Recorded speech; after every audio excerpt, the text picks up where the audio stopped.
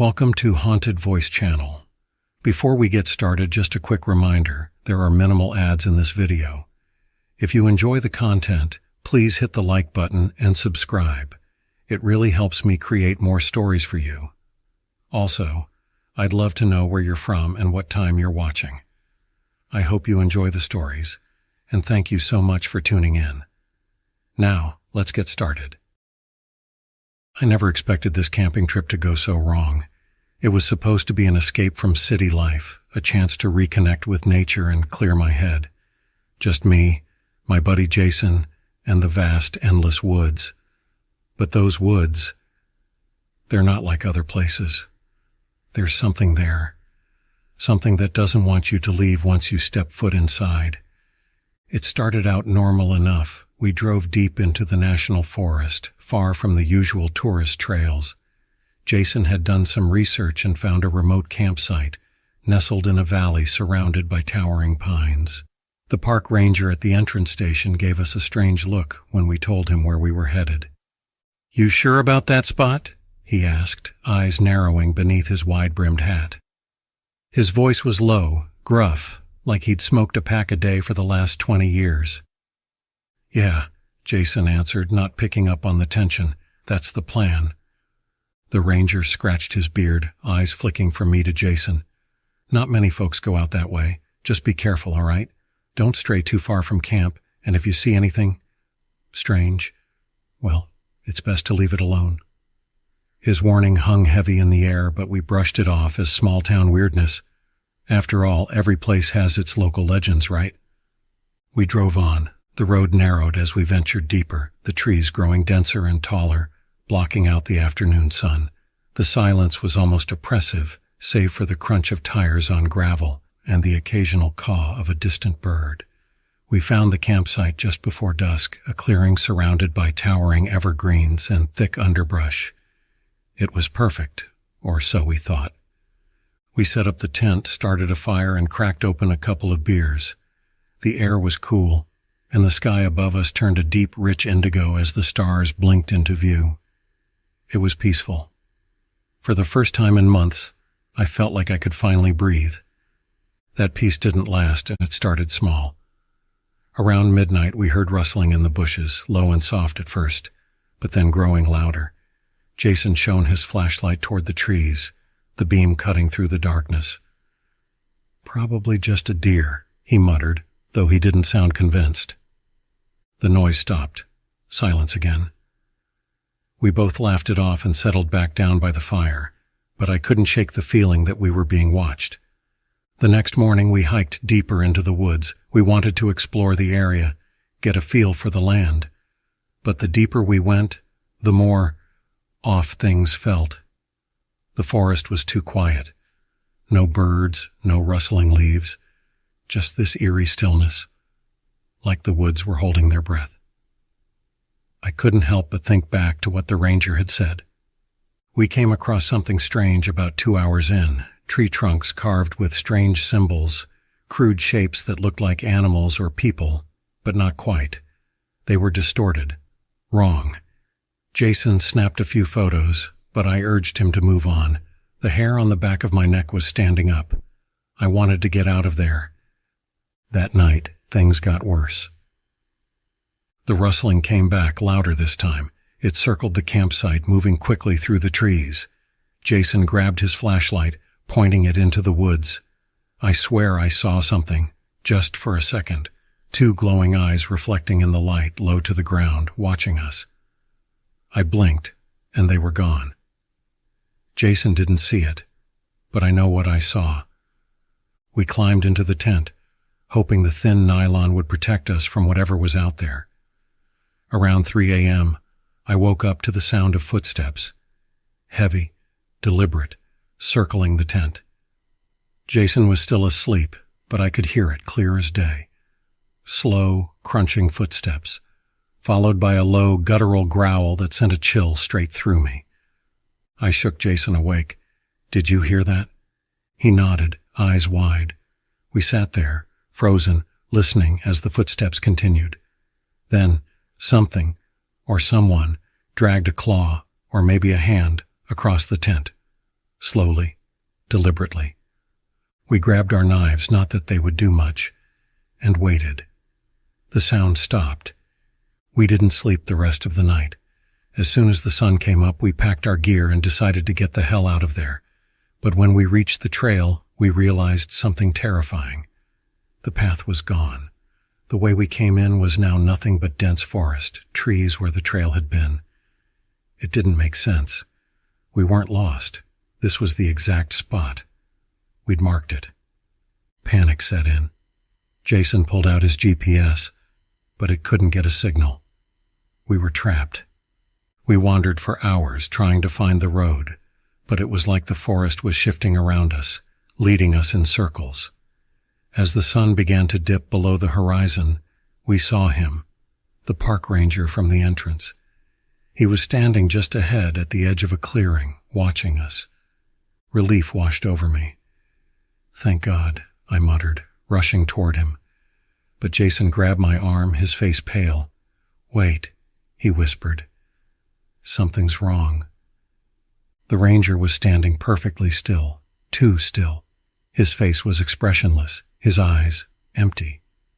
And then he smiled, this unnatural, stretched grin that sent a wave of nausea through me.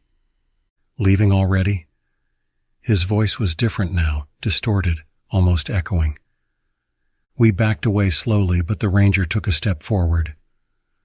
"The woods don't like it when people try to leave," he said, that grin widening, eyes dark as the night. "You should have listened." Then, from the trees behind him, shapes began to emerge, figures twisted and wrong, their bodies contorting in ways that no human body should.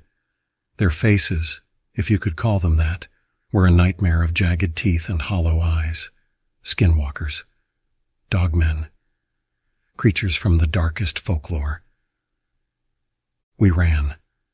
I don't know how long we ran for, but eventually we collapsed, breathless and terrified. When we opened our eyes, we were back at our campsite. The fire was still smoldering, as if we'd never left. And then, I saw it. Jason's phone lying on the ground, screen cracked. I picked it up and opened the photos he'd taken. The pictures of the trees, the strange symbols, they were gone. But there was one new photo. It was us, Jason and me, sitting by the fire. And behind us, just out of focus, was the park ranger, watching, waiting. The woods don't want you to leave, and they never forget. I'm not sure if we ever really made it out, or if we're still there. I can't believe I'm about to write this down. I've been trying to forget it for months, burying it deep in my mind, pretending it never happened. But the nightmares haven't stopped. The woods, they call to me in my sleep. And every night it feels like I'm one step closer to losing myself. It was supposed to be a quick camping trip, a few days out in the wilderness to clear my head after a nasty breakup. I'd always found peace in nature, the isolation of the deep woods calming, like I could shed my old skin and start fresh. So when I saw an old trail marked on a map at a park ranger station, a trail that supposedly led to an unused campsite, I didn't think twice. It was remote, barely a dot on the map, but that's what I wanted. Just me, the trees, and silence. The park ranger, a wiry older guy with deep lines in his face, frowned when I asked him about the trail. "Not many people go that way anymore," he said, leaning on the counter. His voice had a gravelly edge to it, like he'd smoked one too many cigarettes. "You sure that's where you want to go?" "Why not?" I asked, shrugging off his concern. "I need some solitude." He stared at me for a moment, eyes narrowed. "There's a reason it's unused. People say there's something wrong with those woods. Something watching." I laughed, thinking he was just trying to spook me, but his expression didn't change. "Stick to the trail," he warned, his voice low. "And if you hear anything strange, anything that doesn't sound right, don't follow it." I nodded, pretending to take him seriously, but as I left the station, his words clung to me like a cold fog. Still, I shook off the unease and drove out to the trailhead, ready for a weekend of peace and quiet. The first day was uneventful. I hiked deep into the woods, the sun filtering through the canopy in golden beams.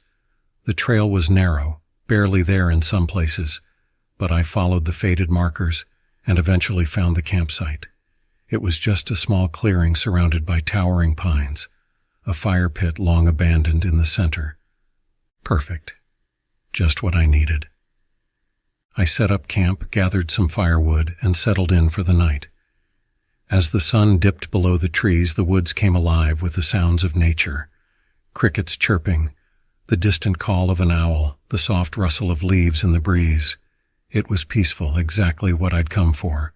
But then, sometime after midnight, the silence fell. Like someone had flipped a switch, every sound in the forest ceased. No more crickets, no wind, just nothing. I sat up in my sleeping bag, heart pounding in the sudden stillness. I've camped enough to know that the woods don't just go quiet for no reason. Something was out there. Then I heard it, a voice, faint but unmistakable, calling from somewhere deep in the trees. "Help me!" It was a woman's voice, soft and pleading, but something about it felt off. It was too perfect, too clear, almost like it had been placed there, like a recording playing just for me. "Help me!" The voice came again, closer this time. I froze, every instinct screaming at me to stay put, to not even breathe. The ranger's warning flashed in my mind. Don't follow it. But then, curiosity crept in. What if it was real? What if someone was lost out there, hurt, needing help? The rational part of my brain told me it didn't make sense. There was no one else for miles. But I couldn't shake the thought. Against my better judgment, I grabbed my flashlight and stepped out of the tent, the cold night air biting at my skin. The voice called again, leading me toward the edge of the clearing. "Help me!" I shone the flashlight into the trees, the beam cutting through the darkness. But I saw nothing, just endless forest. "Hello?" I called, my voice trembling. "Is someone out there?" Silence. I took a few steps into the trees, heart pounding in my chest. The ground was soft beneath my boots, and the deeper I went, the thicker the air seemed to get, like the forest itself was closing in on me.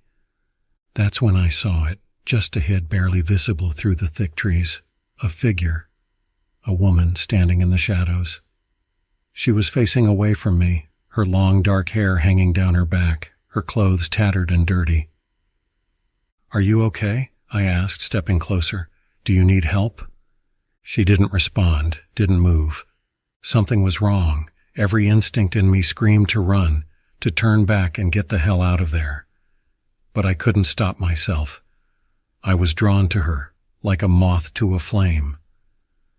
I took another step forward, flashlight trembling in my hand. "Miss? Are you lost?" Slowly she began to turn. But as her face came into view, my blood ran cold. Her eyes, they were wrong. Black, bottomless pits that seemed to suck in the light from the flashlight. Her mouth twisted into a grotesque smile, far too wide, stretching the skin of her face in ways that shouldn't be possible. "Help me," she whispered, but the words didn't match the movement of her lips. They came from somewhere else, somewhere deep and dark, echoing through the trees like a command. I stumbled back, dropping the flashlight. It flickered out as it hit the ground, plunging me into darkness. I scrambled to pick it up, my hands shaking, but when I shone the light back toward the spot where she'd been standing, she was gone. For a moment, there was only the sound of my own breathing, ragged and panicked. Then from behind me, the voice came again, this time right at my ear. "Help me." I ran. I don't even remember how I found my way back to the campsite, but when I burst through the trees, I was gasping for air, my heart hammering in my chest. I dove into my tent, zipped it up tight, and grabbed the hatchet from my pack, holding it in my trembling hands. The voice didn't follow me, but I could feel it out there, watching, waiting. The rest of the night passed in a blur of fear, every crack of a branch, every rustle of leaves sending waves of terror through me. I didn't sleep. I didn't even close my eyes. I just sat there, gripping the hatchet, praying for dawn. When the first light of morning finally broke through the trees, I didn't waste a second. I packed up my gear in record time and bolted down the trail, barely looking back. I didn't care how far I had to hike. I just needed to get out of those woods. As I reached the trailhead, exhausted and shaking, the park ranger was waiting, leaning against his truck. He didn't say anything, just gave me a knowing look, his face grim. I wanted to tell him what happened, to demand answers, but I couldn't find the words. I just stared at him, my mind racing with everything I'd seen, everything I'd heard. Finally, he spoke, his voice low and rough. "I told you not to follow it." Without another word, I got in my car and drove away, leaving that cursed place behind. But I know it's not over. The woods, they don't forget. And sometimes, late at night, when the world is quiet and still, I hear it. That voice and calling my name and asking for help. I've been a park ranger for 7 years now. Most of that time I've been stationed at Eagle Peak National Forest, a vast, sprawling wilderness deep in the heart of the Rockies. It's a place that feels untouched by time. The forest is so thick and overgrown in some areas that sunlight barely filters through, even on the brightest of days. Towering pines stretch endlessly, their trunks twisted and gnarled, and at night the wind whispers through the branches like it's carrying secrets from an older world. But not everything out here feels natural. The story I'm about to tell you isn't one I share often. Most people wouldn't believe it, and even now, I sometimes wish I could convince myself that it wasn't real, but I know better. It was real. Too real.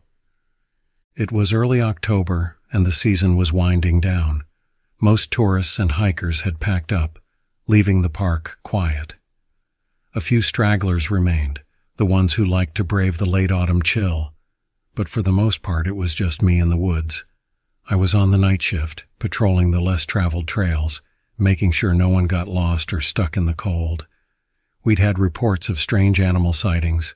A few hikers claimed they'd heard something big moving through the underbrush, and a couple even said they'd seen glowing eyes in the distance. Nothing too out of the ordinary for this area. Bears, wolves, mountain lions, plenty of animals here can spook the unprepared. But that night, things felt different from the start. I was about halfway through my patrol walking the North Ridge Trail when I noticed the woods had gone eerily quiet. No birds, no insects, nothing. Just the sound of my boots crunching on the dirt path and the occasional creak of a tree swaying in the wind. It wasn't uncommon for the forest to go silent at night, but this was different, like the entire world had been muted. I stopped for a moment, listening. That's when I heard it, a soft rustling, like something moving slowly through the brush off to my left. I shined my flashlight in the direction of the noise, but the beam barely penetrated the thick undergrowth. I figured it was probably a deer or a raccoon, so I kept walking. The rustling followed me. Every few steps I'd hear it again, just far enough away to make me question if I was imagining it. But it was there. Something moving parallel to me, keeping pace. I stopped again, my heart rate picking up slightly. I called out, half expecting to see the reflective eyes of a deer staring back at me. But there was nothing, just the still dark woods. I kept walking, but faster this time. The trail started to narrow as I moved deeper into the forest, the trees pressing in on either side, branches reaching overhead like bony fingers. The rustling grew louder, closer. My hand instinctively went to the radio clipped to my belt, but I hesitated. What was I going to say? That I was being followed by something? I'd sound paranoid, or worse, like one of those conspiracy theorists who talk about cryptids and creatures lurking in the woods. I pushed the thought aside and pressed on, my pace quickening. The rustling was keeping perfect pace with me now, and I could hear twigs snapping underfoot, something heavy moving through the brush. And then, ahead of me, I saw a flicker of movement. My heart skipped a beat. I flicked the flashlight forward, and for just a second I caught sight of something tall, dark, and hunched over. Whatever it was disappeared into the trees before I could get a good look, But the glimpse I got made my skin crawl. It was fast. Too fast for any animal I knew of. I stopped dead in my tracks, my breath fogging in the cold air, and that's when I realized something that made the hairs on the back of my neck stand up. The forest was still silent, but this time I wasn't the only one standing still. The rustling had stopped. Whatever had been following me had stopped too. And it was close. Very close. I scanned the trees with my flashlight, my pulse pounding in my ears. That's when I saw them. Eyes. 2 large, glowing eyes, reflecting back at me from the darkness. They were too high off the ground to belong to a wolf or a bear, and the way they moved, it wasn't right. They blinked slowly, deliberately, and then they rose higher, as if whatever creature they belonged to was standing up on 2 legs. My mouth went dry. It stepped out from the trees just at the edge of the light, a hulking figure with long, gangly limbs and a head that was too large, too wolf-like. But it wasn't a wolf. No, this thing was something else entirely. Its body was covered in coarse matted fur, and its arms, they were too long, almost dragging the ground. But the eyes were the worst part. They weren't animal eyes. They were too intelligent, too calculating, like they were studying me, deciding what to do next. I fumbled for my radio, my hands shaking. "This is Ranger Owens," I stammered into the mic. I need backup on the North Ridge Trail. There's something out here. I don't know what it is." Static crackled in response, but no one answered. I backed away slowly, my flashlight still trained on the creature. But it didn't move. It just watched me, its glowing eyes narrowing slightly, as if it knew I was scared, as if it enjoyed it. Then, without warning, it let out a low, guttural growl, and the sound was so deep, so unnatural, that it felt like it shook the ground beneath me. My legs almost gave out, but I forced myself to move, turning and sprinting back down the trail. Behind me I heard the sound of heavy footsteps, fast, impossibly fast, closing the distance between us. Whatever this thing was, it wasn't just following me anymore. It was hunting me. I ran harder than I ever had in my life, the trees blurring past me, branches slapping at my face and arms. The sound of its pursuit grew louder, closer. I could hear its breathing now, ragged and hungry, like it was right behind me. I burst into the clearing where my truck was parked, fumbling for the keys in my pocket. The footsteps were almost on top of me now. I could feel it, its presence, the heat of its breath. I threw myself into the driver's seat and slammed the door shut, just as something heavy crashed into the side of the truck, rocking it violently. I didn't dare look. I jammed the key into the ignition, and the engine roared to life. Without looking back, I floored the gas, peeling out of the clearing and down the narrow dirt road, the truck fishtailing on the loose gravel. Only when I was miles away, with the dense forest behind me, did I allow myself to breathe. My hands were still trembling on the steering wheel, my heart racing. Whatever that thing was, it wasn't an animal. It wasn't anything I'd ever seen or heard of before. Later, when I finally got back to the ranger station and radioed for help, no one believed me. They said it was probably just a bear, maybe a wolf, and I'd let my imagination get the best of me. But I know what I saw. I know what was out there. A few weeks later, a group of campers went missing on the North Ridge Trail. No trace of them was ever found. Just their tents, torn apart, and their gear scattered in the woods.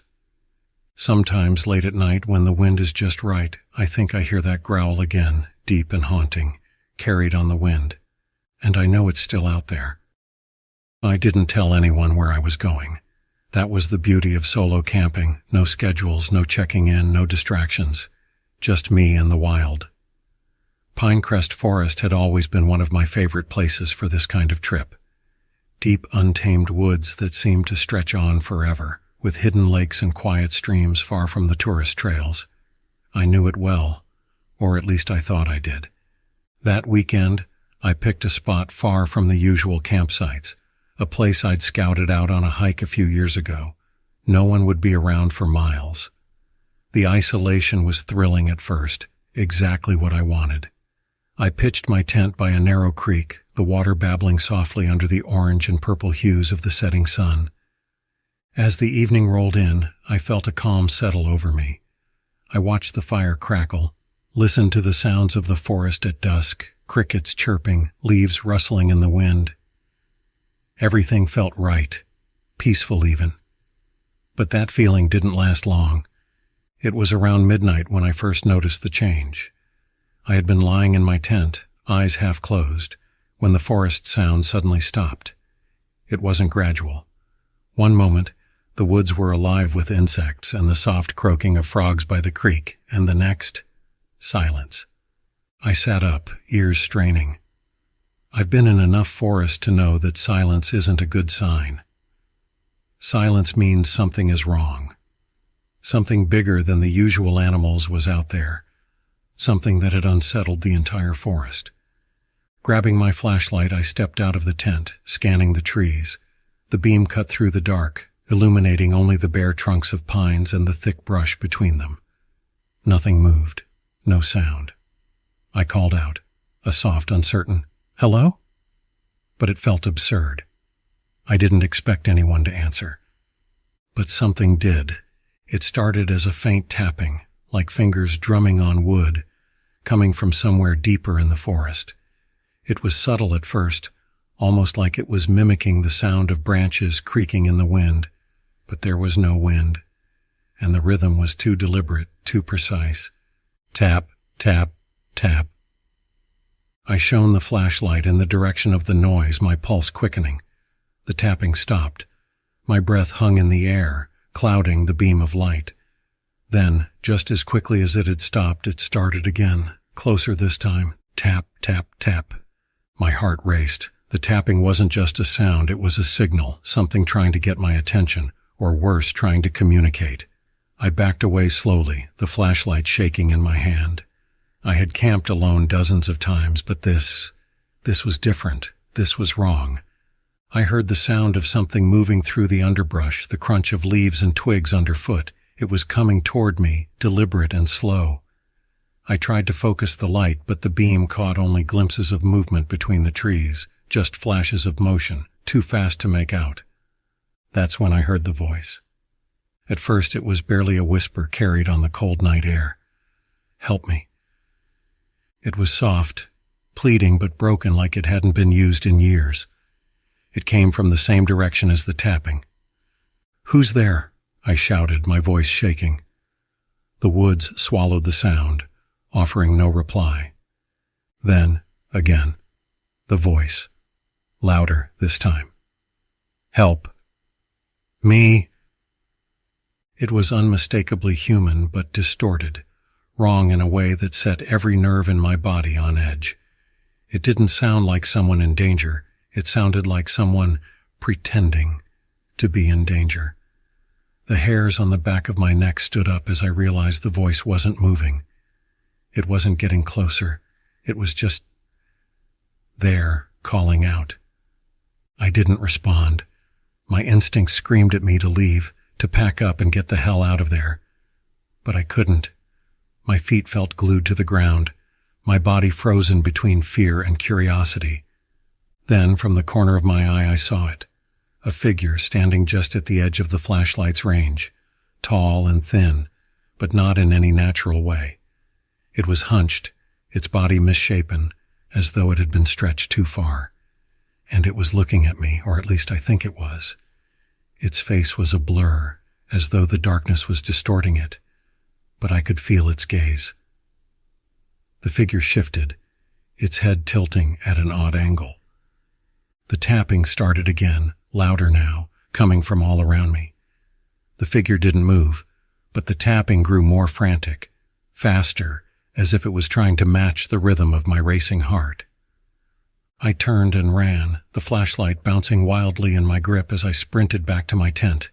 My lungs burned, my mind screaming at me to keep moving. But as I reached the clearing, I froze in my tracks. The figures, were there. 3 of them now, standing around the edges of my campsite, watching silently, their twisted bodies barely visible in the darkness. The tapping stopped. I stood, gasping for breath, trying to make sense of what I was seeing. And then, in unison, They moved. Not toward me, but closer to each other, as if circling something I couldn't see. Their movements were jagged, unnatural, like marionettes being pulled by invisible strings. The air was thick with the stench of decay, something sour and ancient, seeping into my lungs with every breath. Suddenly one of them spoke. "Help! Me!" The same voice, the same broken, twisted plea. But this time all three of them said it, their voices overlapping in a grotesque harmony. "Help me!" I staggered back, my legs barely able to hold me up. My mind screamed to run, but my body refused to obey.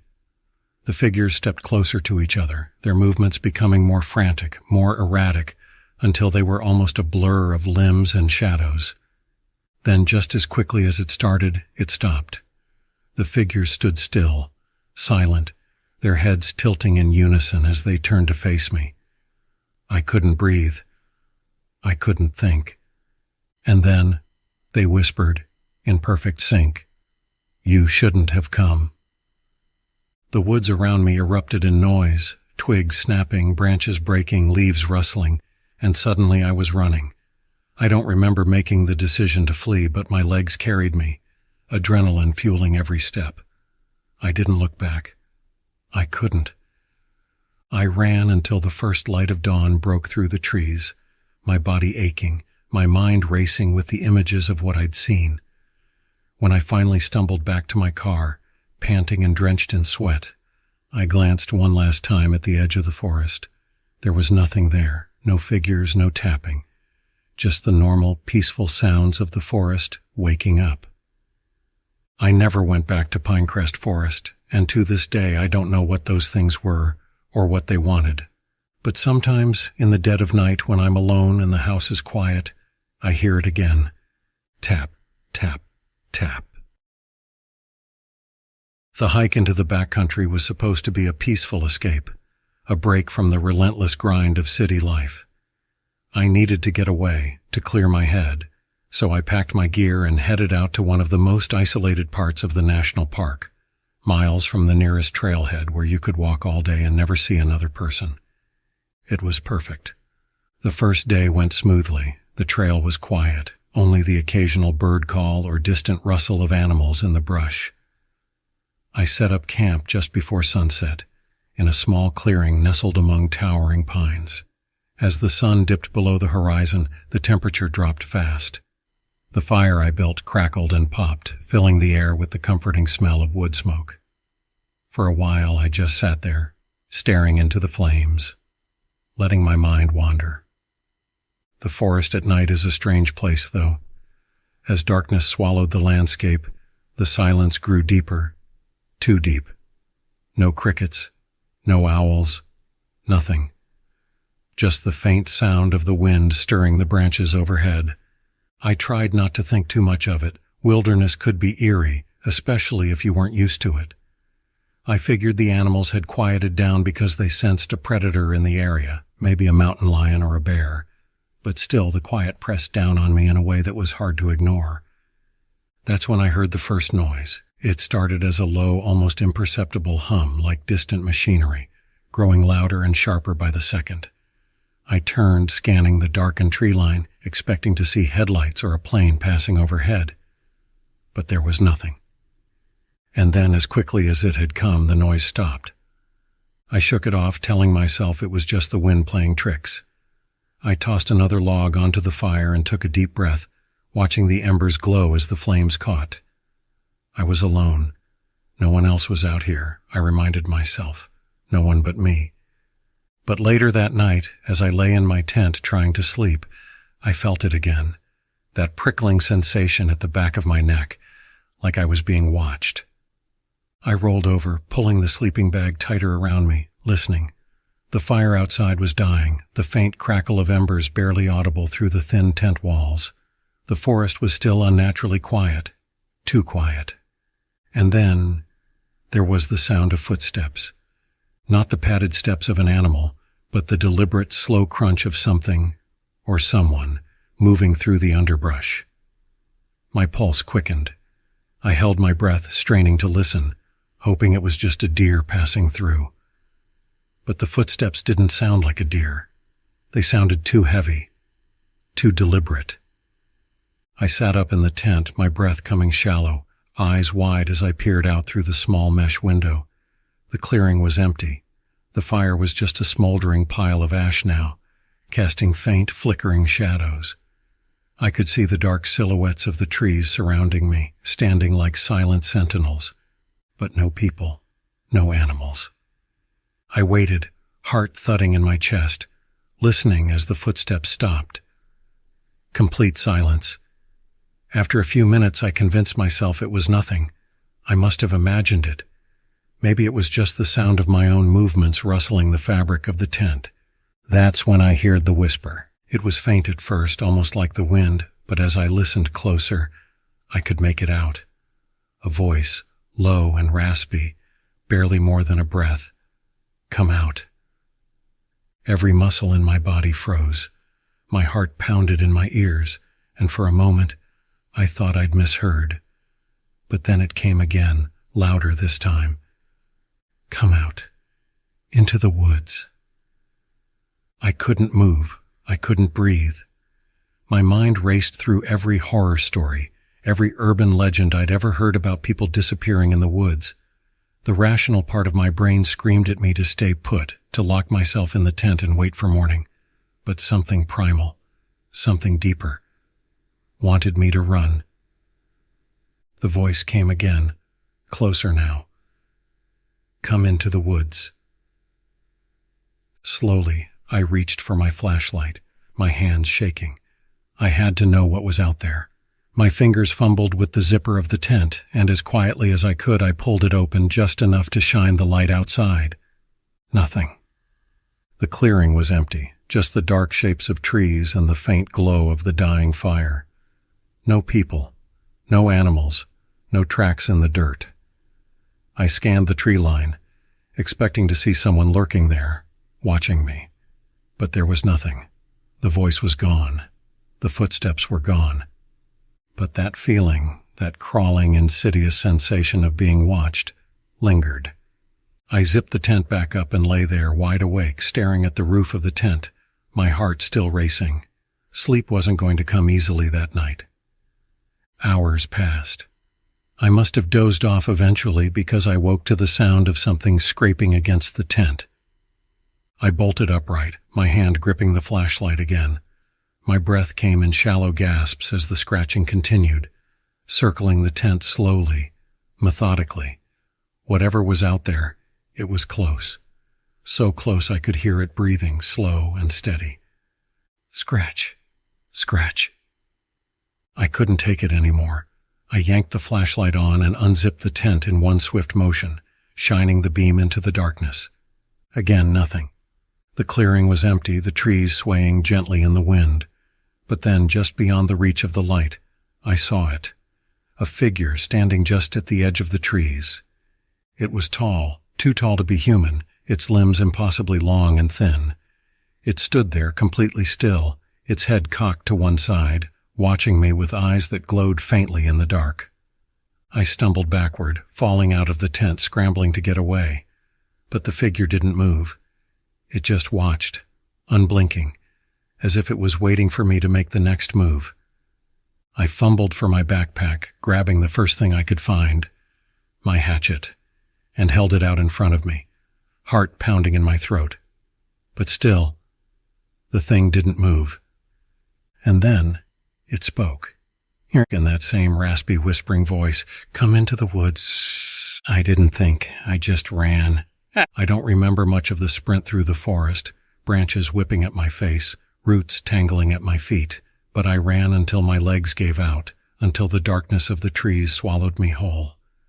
Somehow I made it to a dirt road. A park ranger found me there the next morning, half delirious with exhaustion, clutching the hatchet like a lifeline. I tried to explain what had happened, about the voice, about the figure in the woods, but the ranger just shook his head. "You're not the first," he said quietly, eyes dark with something I couldn't quite place. "And you won't be the last. They're always watching out there." I never went back to those woods, but sometimes when I'm alone in my apartment at night, I still hear that whisper. Come into the woods. I've always been a rational person. I don't scare easily and I don't believe in monsters. But there are things out there in the deep woods. Things I can't explain. Things that don't make sense. I learned that the hard way. This happened last summer. My girlfriend, Sarah, and I had been planning a camping trip for months, a break from our hectic lives. We found a spot deep in the Black Hills of South Dakota, far from any trails or campsites. It was remote, quiet, and perfect. Exactly what we needed. We arrived at the campsite in the late afternoon, the sun hanging low in the sky, casting long golden beams through the thick trees. The air was cool, crisp, and smelled like pine and damp earth.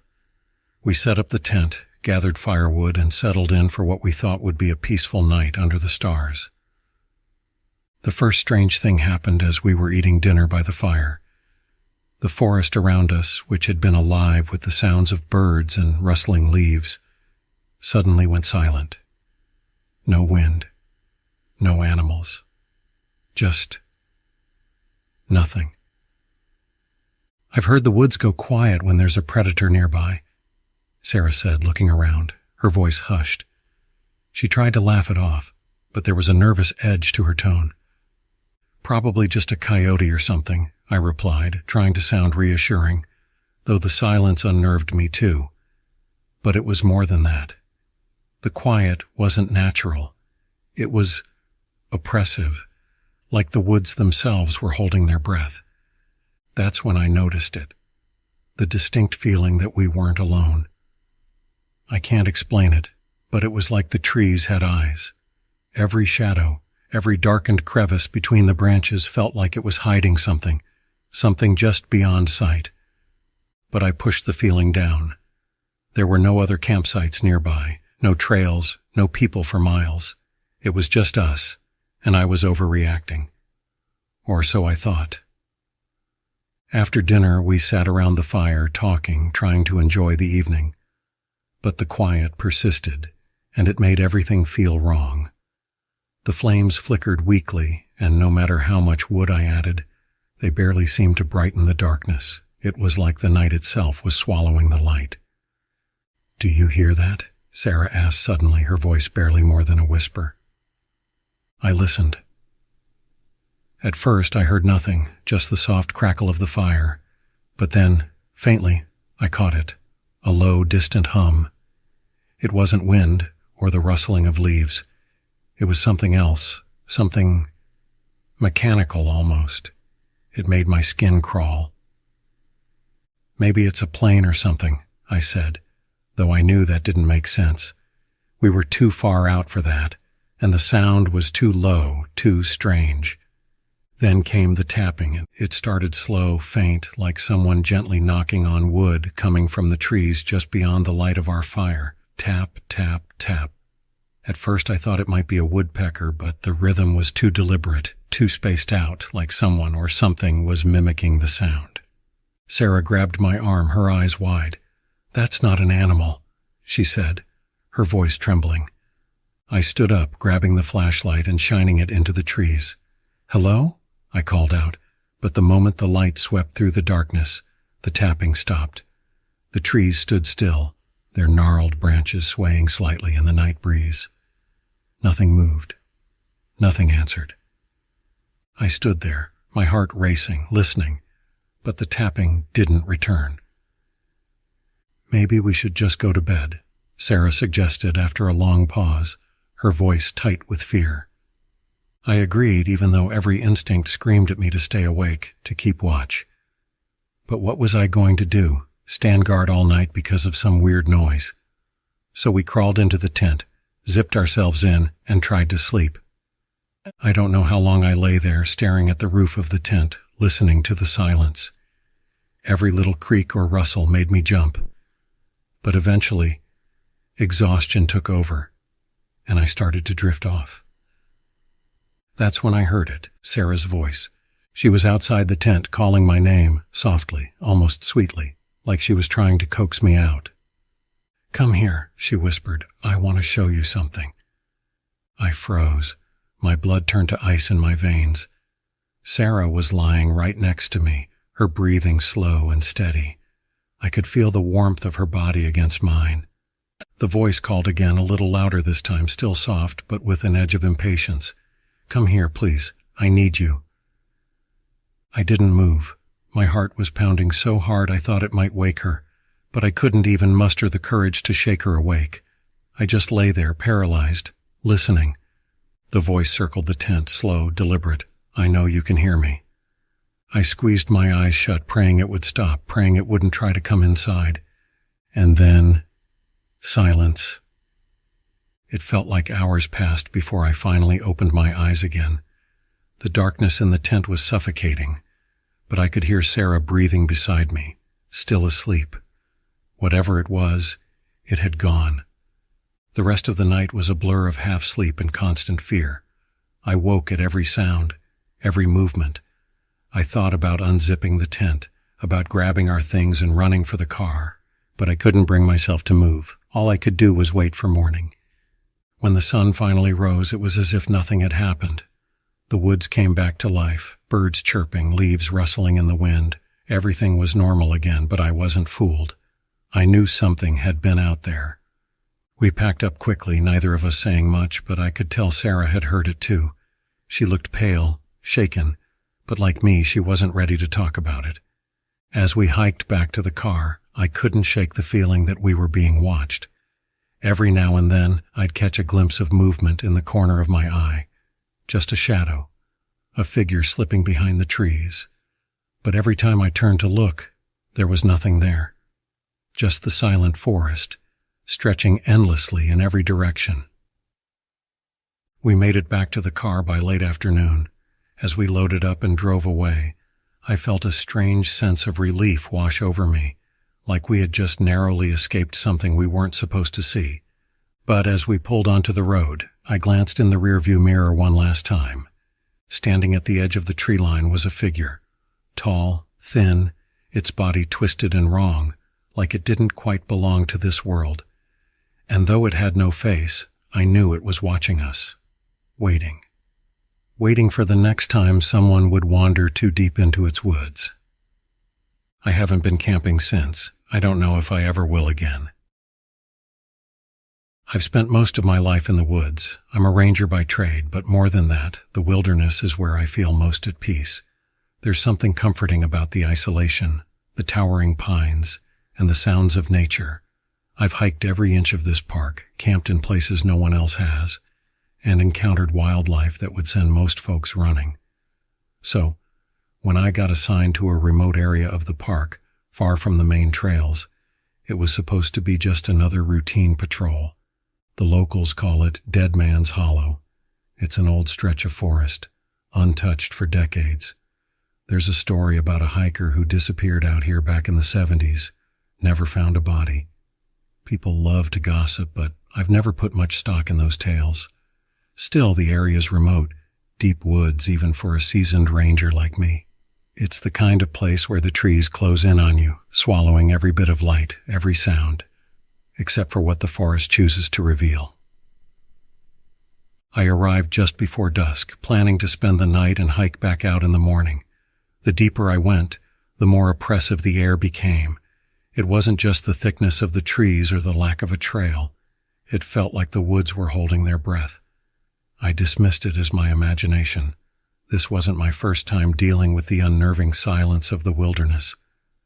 Setting up camp was easy enough, but as the sun began to sink below the horizon, I started noticing things that didn't sit right. The first was the quiet. These woods are supposed to be alive with sound, crickets, the rustle of small animals, the occasional owl.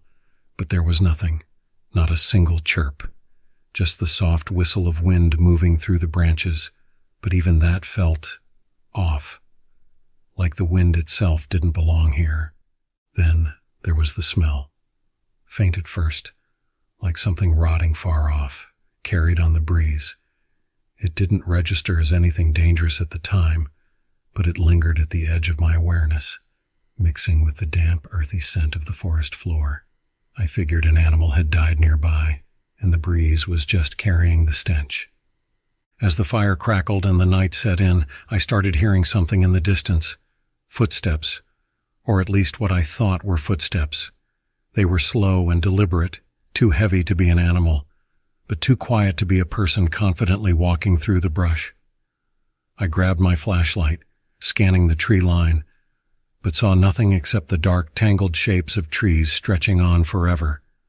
I sat by the fire, trying to shake the feeling that something was watching me. You learn to trust your gut in the woods, an instinct that warns you when predators are near. But this was different. It was like the forest itself was keeping a secret.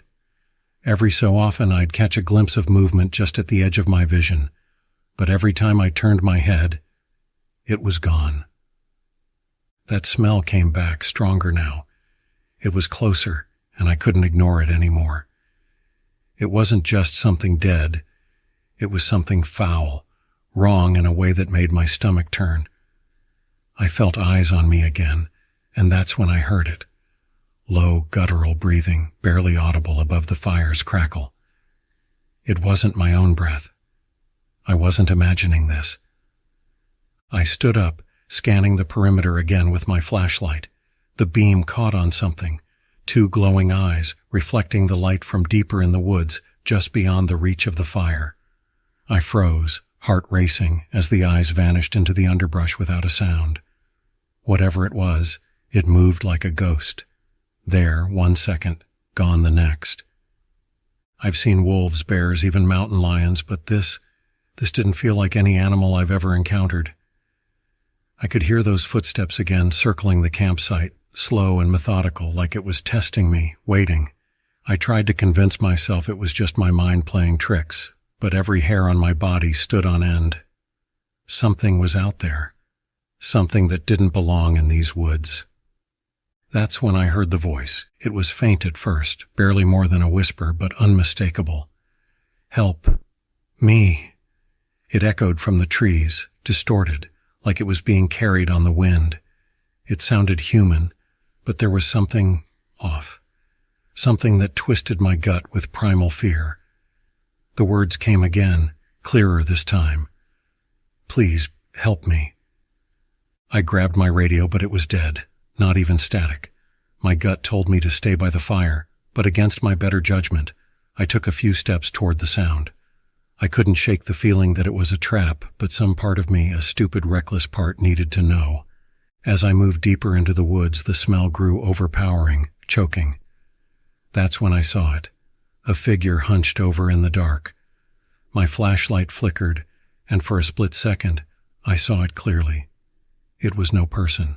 It was a thing. Long, too long, its limbs stretched unnaturally, its skin pale and taut, like it had been pulled too tight over its bones. It stood on 2 legs but crouched low, moving with an eerie, fluid grace. And its face, God, that face. It had no eyes, just hollow black sockets, and its mouth, too wide, filled with sharp, yellowed teeth, was twisted into a grotesque mockery of a smile. The smell, rotten, sulfuric, was coming from it. The thing raised its head, and in a voice that didn't belong to it, it spoke again. Help, me? It sounded like the voice of the hiker who'd disappeared decades ago, but I knew this creature wasn't human. It was mimicking. I stumbled back, heart pounding, but the thing just watched me, tilting its head like it was waiting to see what I would do next. Then, it stood up to its full height, at least 7 feet tall, and began to move toward me. Slow, deliberate, stalking. I turned and ran. The footsteps behind me were loud, crashing through the brush like an animal, but there was something horribly wrong about the rhythm. It was off, like it was trying to mimic the sound of running, but couldn't quite get it right. I burst into the clearing where my camp was, only to find the fire had gone out. The darkness pressed in on me from all sides. I don't know how long I ran. It felt like hours, but when I finally stopped, gasping for breath, I realized I had no idea where I was. My radio was still dead, my flashlight flickering, and that thing, I could still hear it. Farther away now, but its voice echoed through the trees. Help me! I never found my camp again. When morning came, I stumbled onto an old, forgotten logging road, disoriented and shaken. I made it out of the woods, but something followed me. I still hear it sometimes in the dead of night, outside my cabin. It's always the same voice calling from the trees. Help me. It's funny how the forest changes at night. I've been a park ranger for 10 years, and in that time I've come to respect the wild, the deep woods especially. During the day, the forest is peaceful, even serene. Birds singing, leaves rustling in the breeze. But at night, that's when it feels alive in a different way. More aware. Last week I was assigned to patrol a remote part of the forest, a place known as Black Hollow. Not many campers venture out there, especially this late in the season. So when the call came in that someone had set up camp deep in the hollow, I wasn't thrilled. Black Hollow has a reputation, one that's passed down by generations of rangers. It's more folklore than anything, tales about strange lights, bizarre noises, and hikers who swear they've seen things moving between the trees. It's easy to brush off those stories until you find yourself out there alone. I left the station around 4 p.m., planning to check on the campers before dark and make sure they were set up safely. The sun was already dipping behind the mountains, casting long, slanted shadows over the trail as I hiked deeper into the woods. By the time I reached the area where the campers were supposed to be, the sky had turned a deep, dusky blue, and a thick fog had begun to settle in. I scanned the trees, looking for any sign of a tent or campfire, but there was nothing. Just endless rows of trees stretching into the mist. I radioed back to the station to confirm the location, but they insisted the coordinates were right. Someone was out here, or at least they had been. As I started walking deeper into Black Hollow, the feeling of isolation hit me hard. The woods felt claustrophobic, the trees packed tightly together, their branches intertwining like skeletal fingers. The trail became narrower, harder to follow, and then that smell hit me. Rot, like something had been dead for days. I'd come across my fair share of decomposing animals in the woods, but this was different. It was overpowering, almost sweet in its pungency, and it seemed to cling to the air. I pulled my flashlight from my pack, clicking it on as the last of the daylight faded. The beam cut through the fog, illuminating nothing but thick underbrush and the trunks of trees. That's when I saw it, a flicker of movement out of the corner of my eye, something darting between the trees, just beyond the reach of my light. My heart pounded in my chest, but I forced myself to stay calm. Probably just a deer, I told myself, or maybe a raccoon, nothing to worry about. But then I saw it again, closer this time. Too fast for a deer, too tall. I called out, "Hello? Anyone out there?" Silence, the kind that makes your skin crawl. I moved forward cautiously, my hand resting on the hilt of the hunting knife strapped to my belt. As I reached a small clearing, I saw something that made me stop cold. A circle of stones neatly arranged with what looked like small animal bones scattered inside. Some were broken, others charred as if they'd been burned. A strange symbol was etched into the dirt at the center of the circle, one I didn't recognize. Goosebumps prickled across my skin. I'd heard stories about rituals and weird stuff happening in Black Hollow, but I'd always written them off as nonsense. Seeing it up close was something else entirely. I turned to leave to radio the station and report what I'd found, but just as I took a step back, a sound froze me in my tracks. A voice. No, not just any voice, my voice. "Help, over here." It echoed through the trees, distorted like it was being pulled apart and stitched back together again. But it was definitely my voice. I whipped around, shining my flashlight into the fog. There was no one, just that oppressive mist swirling between the trees. My skin felt tight, like I was being watched from all angles. I shouted again, "Who's there?" But my voice sounded small, swallowed by the woods. Then I heard it again, closer. "Help me, please." The hair on the back of my neck stood up as I realized something was very, very wrong. That voice wasn't a recording or some kind of trick. It was coming from the woods, but it wasn't just an echo. It was mimicking me, word for word. I backed away, my hand trembling as I raised the flashlight. Shadows shifted between the trees, long and twisted. Something moved just out of view, something tall. Its shape was vaguely humanoid but wrong. Too lanky, too thin. Its arms hung lower than they should, its head cocked at an unnatural angle. It took a step toward me and I saw its eyes, glowing, faintly yellow like embers in the darkness. I turned and ran. I don't know how long I ran or in what direction, but the trees blurred together as panic surged through my veins. That thing, whatever it was following me. I could hear it moving quickly through the underbrush, always just behind me, always just out of sight. I burst through the trees into a small ravine, my legs burning from the sprint. I stumbled down a rocky slope and into a shallow creek, the cold water shocking my system. For a moment, everything was quiet. I stood there, chest heaving, trying to catch my breath, listening for any sign of the creature. And then I saw it, in the reflection of the water, standing behind me. It was tall, towering over me with grotesquely long limbs, its skin pale and stretched tight over its bones. Its face, or what passed for a face, was smooth, featureless, except for those glowing eyes. And its mouth. It had no lips, just jagged teeth exposed in a permanent grin. But that wasn't what made my blood run cold. It was wearing my uniform, the same brown jacket, the same hat, and it was holding a radio. My radio. Before I could move, it spoke again in my voice. "Help me, please." It took a step forward and I scrambled up the bank of the creek, slipping on the wet stones, adrenaline pushing me faster than I thought possible. I didn't look back. I couldn't. The sound of footsteps behind me faded, but I didn't stop until I reached the ranger station, breathless and shaking. When I burst through the door, Dave, my colleague, looked up in shock. "You okay, man? You look like you've seen a ghost," he said with a half smile. I just stared at him, still gasping for air, and muttered, "There's something out there." Dave frowned, looking concerned. "You're not making sense. Here, sit down. You've been out there too long. But hey, at least you called in earlier, said you were on your way back." I froze. "What are you talking about?" Dave looked confused. "Your voice came through on the radio about 20 minutes ago. You said everything was fine." I slowly turned toward the window. The forest loomed outside, dark and silent. Whatever was out there, it wasn't done with me yet. I've been camping for years, ever since I was a kid. I love the wilderness, the fresh air, the solitude, the peace you can't find anywhere else.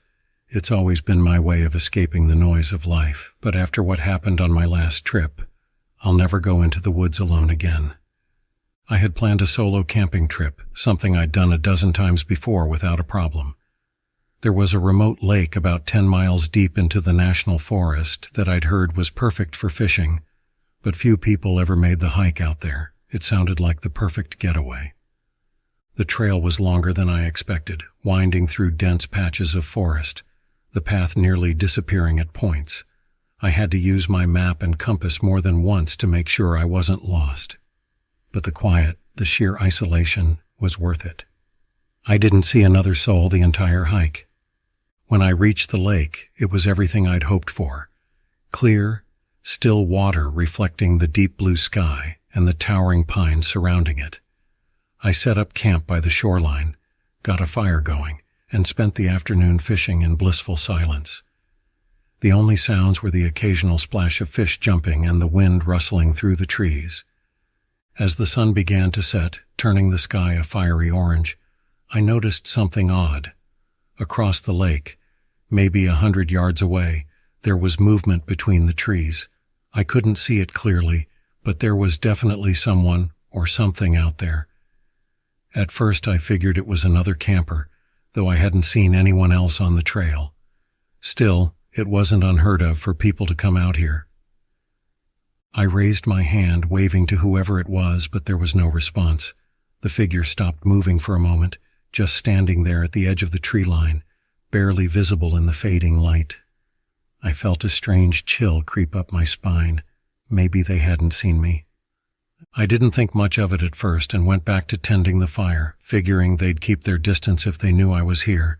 But that sense of unease didn't go away. Something about the way the figure had moved, slow, almost unnatural, stuck with me, and the way they had stopped and just stared. By the time the stars came out, the figure had disappeared. I ate dinner by the fire, staring across the lake, half expecting them to come out of the woods. But there was nothing. Only the sound of the crackling fire and the occasional ripple on the lake's surface. I was tired from the long hike, so I turned in early. I climbed into my tent, zipped it shut, and lay there for a while, listening to the night sounds, frogs croaking, water lapping at the shore. Slowly, I drifted off to sleep. Sometime in the middle of the night, I woke up. I don't know what exactly woke me, but the air felt different, heavier, colder. I lay there, staring up at the ceiling of my tent, listening. The frogs had gone silent.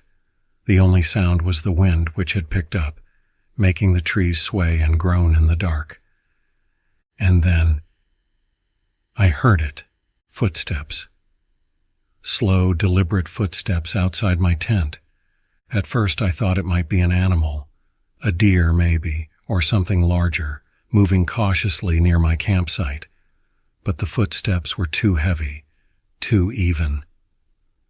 I held my breath, my heart thudding in my chest, listening as they circled my tent. Slowly, almost methodically, whoever or whatever was out there stopped right at the entrance of the tent. I could see the faintest shadow through the fabric, standing motionless just inches away from me. I reached for my knife, my hand trembling. I didn't want to make a sound, didn't want to give away that I was awake. But the shadow just stood there, silent and still. Then, without warning, the footsteps resumed, moving away from the tent, back toward the lake. I waited, heart pounding, until the sound of the footsteps faded completely. I sat there in the dark for what felt like hours, knife in hand, listening, waiting for them to come back. But they didn't. Eventually, exhaustion overtook my fear, and I fell into a restless sleep. When I woke the next morning, the campsite was eerily quiet. The fire had long since gone out, and the air was cold, unusually cold for a summer morning. I stepped out of the tent, scanning the area for any signs of whoever had been outside my tent the night before. That's when I saw them, footprints, human footprints, large and deep, leading from the lake, around my tent and back to the water. But there was something wrong with them. They weren't quite right. The spacing between each step was off, too far apart, as if whoever had made them had unnaturally long legs. And the depth of the prints, they sank too deep into the ground, more than any normal person's weight would cause. I felt a knot of dread tighten in my stomach. As I followed the prints back to the lake, I noticed something even stranger. There were no prints leading into the forest, no trail where someone would have come from, just a set of prints emerging from the lake itself and returning to it. I crouched at the shoreline, staring at the water. The surface was calm, but I couldn't shake the feeling that something was just beneath, watching, waiting. Suddenly the water rippled. Not a fish, not a breeze. Something moved beneath the surface, large and slow. I stumbled back, my heart racing. I had to get out of there. I packed up my gear in record time, constantly glancing at the lake, half expecting something to rise from the depths.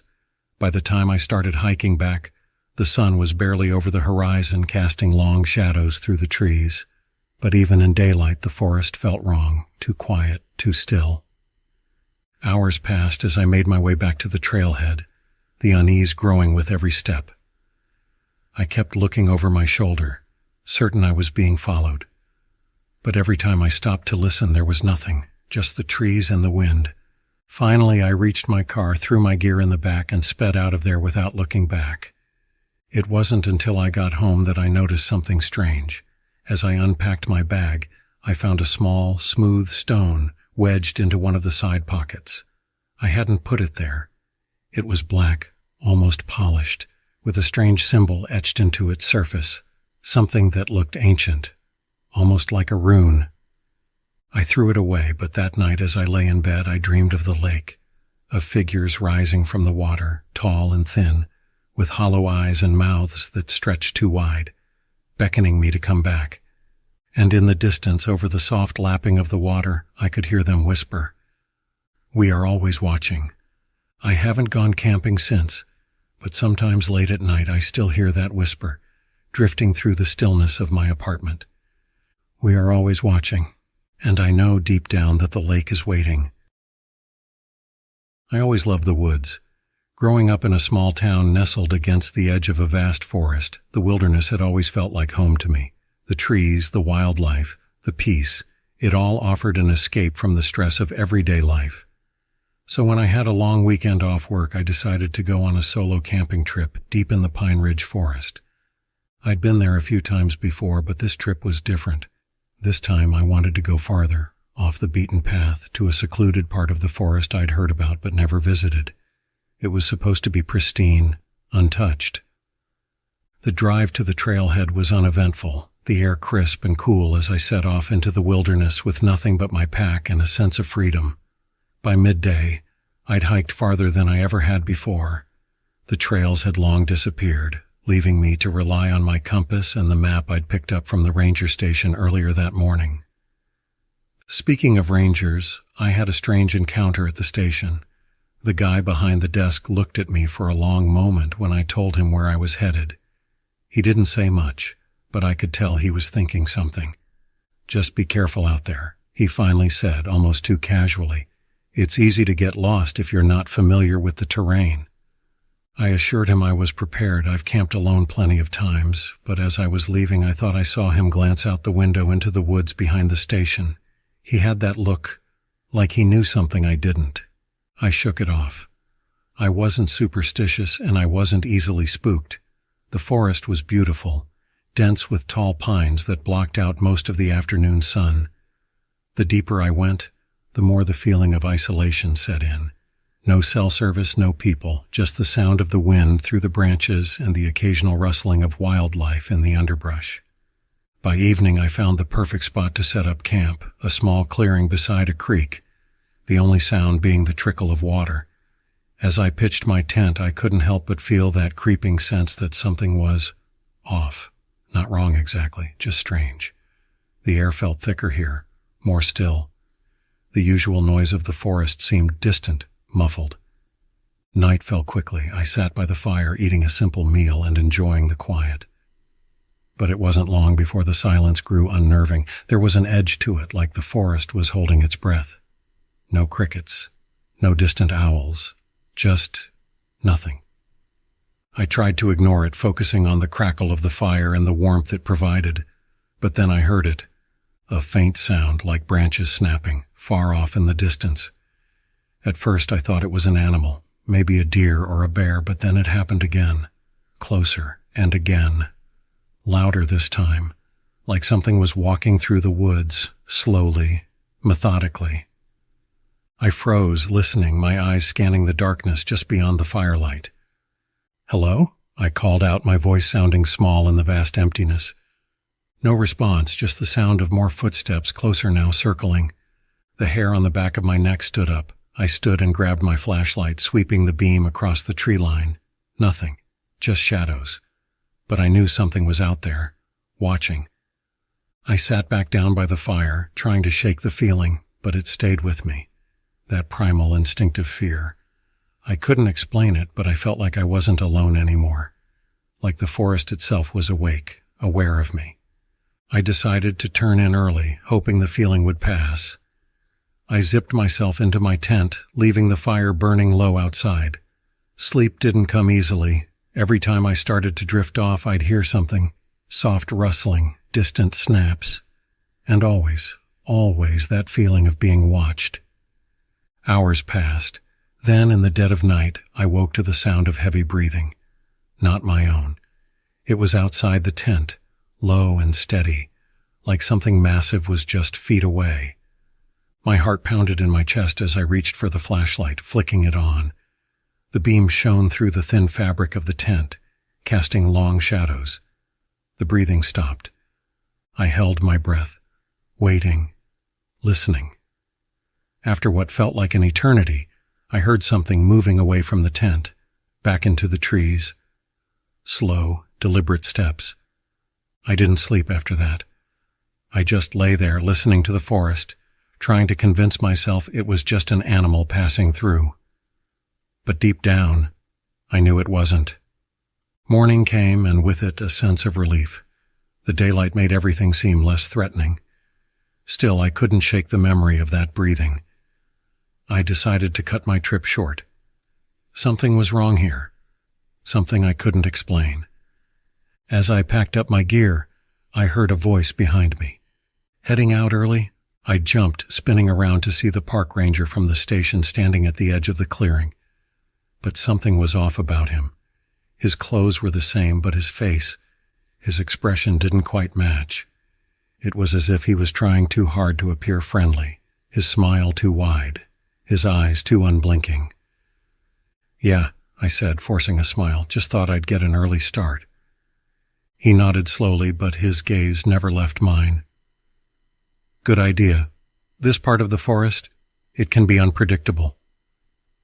I glanced at his name tag, only it was missing, just a blank space where it should have been. My stomach turned as he took a step closer. His movement wasn't right. Too smooth, too unnatural. I felt the weight of his stare, and a cold realization crept over me. The ranger, if that's what he was, hadn't left any tracks. Not a single footprint in the soft dirt. "I'd head back the way you came," he said, his voice low, almost a growl now. "And don't look back." I didn't need to be told twice. I grabbed my pack and started down the trail, moving quickly. I could feel him behind me, his eyes boring into my back, but I didn't dare turn around. As I neared the edge of the forest, I heard the footsteps again. Only this time they weren't behind me. They were all around me, in the trees, in the shadows, moving with me. I was being followed, hunted. By the time I reached the trailhead, my heart was in my throat. I practically ran to my car, tossing my gear inside and jumping behind the wheel. I glanced in the rearview mirror and froze. The ranger stood at the edge of the trees watching, but his face wasn't human anymore. It was twisted, contorted, like something trying to wear human skin but failing. I hit the gas, my tires kicking up dirt as I sped away. I don't know what I encountered in that forest. Maybe it was a skinwalker or something worse. But whatever it was, it had been watching me from the moment I stepped off the trail, and it let me go. For now. I'd been camping in these woods for years, ever since I was a kid. I knew them like the back of my hand, every trail, every hidden creek.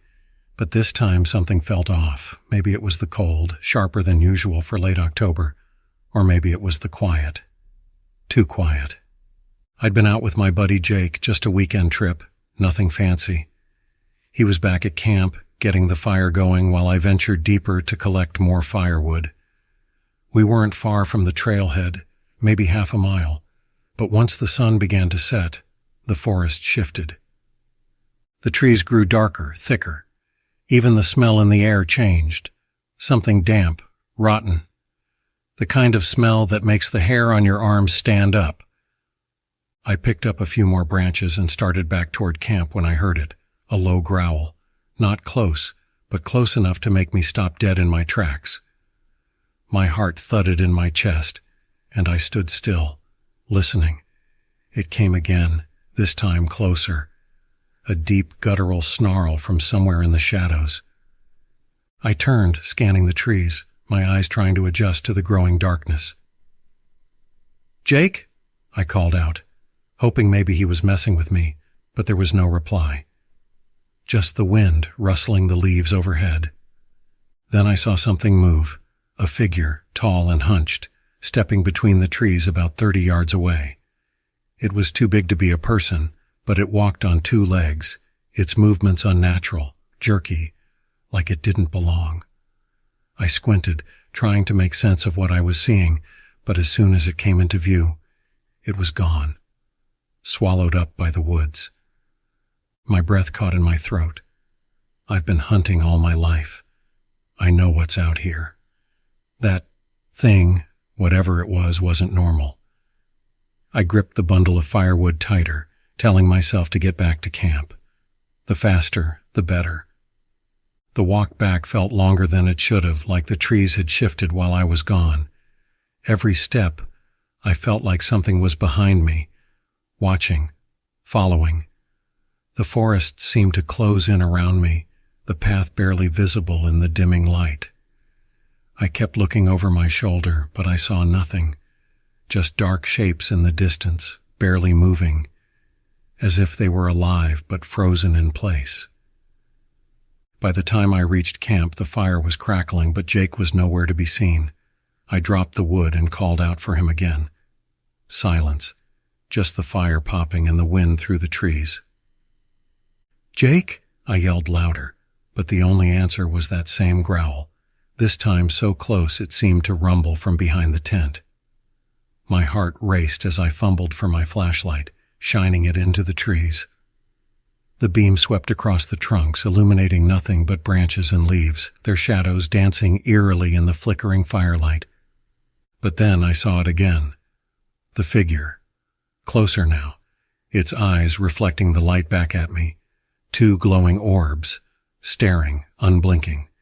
It was tall, maybe 7 feet, with long limbs and skin stretched tight across its frame. Its face, if you could call it that, was twisted, wrong, like something wearing a human mask but not knowing how it should fit. I froze, my mind racing. What the hell was it? A bear? No. A person? Definitely not. "Jake?" I whispered, as if somehow he'd step out from behind the trees and tell me this was all some sick joke. But then the thing moved, fast, disappearing behind the trees, the snapping of twigs echoing in its wake. I wasn't alone out here. Whatever that thing was, it was real, and it was hunting me. I backed up toward the campfire, my heart hammering in my chest. I had my knife, but what good would it do against that? I tried to steady my breathing, scanning the tree line for any sign of movement. That's when I saw something else. Footprints. They were all around the camp, but not Jake's. No, these were large, clawed, like a mix between human and something animal. I crouched down, examining them, when I saw another print, a bare foot, smaller. Human. A chill ran down my spine as I followed the tracks toward the trees. They led off into the woods just past the fire's edge. And next to the human print, blood. Small drops at first, then a smear leading away from camp. My stomach dropped. "Jake?" I shouted again, panic rising in my voice. No answer. I grabbed my flashlight and knife, following the trail deeper into the woods. The prints became harder to follow, but the blood was fresh, glistening on the dead leaves. It was him. I knew it. The trail led me to a small clearing.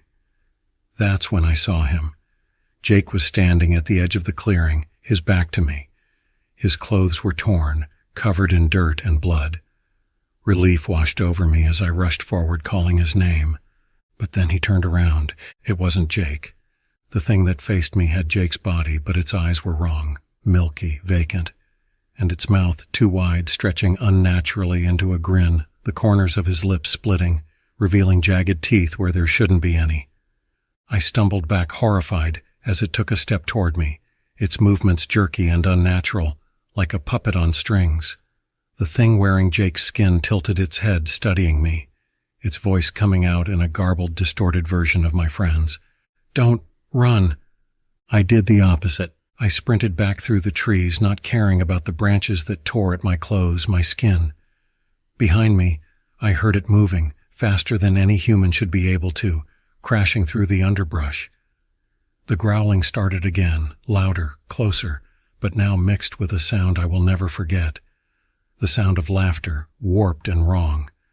I burst through the trees and back into the clearing with the campfire, breathless and terrified. I grabbed my pack, fumbling for the keys to the truck. The laughter grew closer, that thing coming closer with each passing second. I didn't dare look back.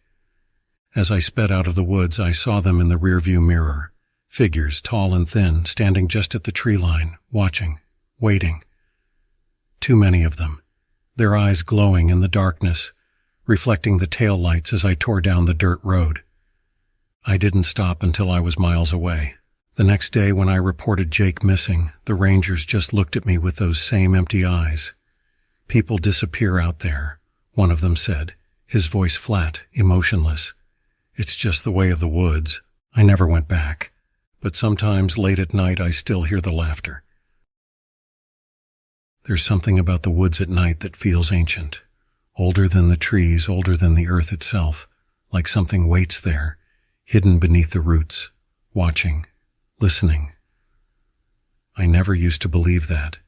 Not until last summer. I had been out camping by myself, as I often did, deep in the Appalachian wilderness.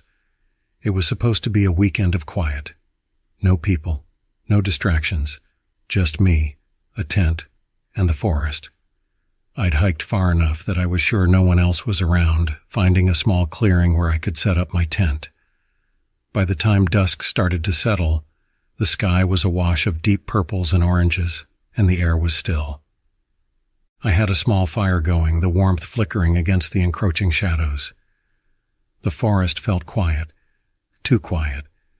Usually at this time you'd hear the distant hoot of an owl or the rustle of small animals in the brush, but that night there was nothing, just the sound of the crackling fire and my own breathing. As the darkness crept in fully, I began to feel uneasy, like I was being watched. I shook it off, blaming it on the isolation and the eerie silence. I'd been camping alone plenty of times, and knew that your mind could play tricks on you when it was just you in the dark. Still, I couldn't shake the feeling. That's when I first noticed it, just beyond the firelight in the trees, movement. Something subtle, a flicker in the shadows. My heart rate spiked, but I told myself it was probably just a deer or some other animal. I grabbed my flashlight and aimed it toward the edge of the clearing. The beam cut through the darkness, illuminating nothing but trees and underbrush. But then, as I scanned the light back and forth, something caught my eye, just for a second. A pair of glowing eyes reflecting the light back at me from between the trees. I froze. The eyes were too high to belong to any normal animal, too far apart. I swallowed hard and called out, "Hello?" No response. The eyes blinked once and vanished. The fire crackled, and the wind seemed to pick up, rustling the leaves. I stared into the woods for what felt like an eternity, my skin crawling, every instinct screaming at me to run, but I forced myself to stay put. It was probably just a trick of the light, I told myself, trying to calm the rising panic in my chest. But then, from deep within the trees, I heard it, a voice. At first it was faint, so faint that I thought I was imagining it. But as I strained to listen, it grew clearer. Help me. It was a woman's voice, soft and trembling like she was lost or hurt. "Help me," she called again, her voice cutting through the night like a blade. My pulse quickened. I wasn't alone. Someone else was out here, maybe in trouble. I grabbed my flashlight, stood up and called back, "Where are you?" For a moment there was silence. Then, from the same direction, the voice responded, "Please, help." It sounded closer now, but still distant. My mind raced. I had hiked miles into the wilderness, and it didn't make sense for someone else to be out here, especially this late.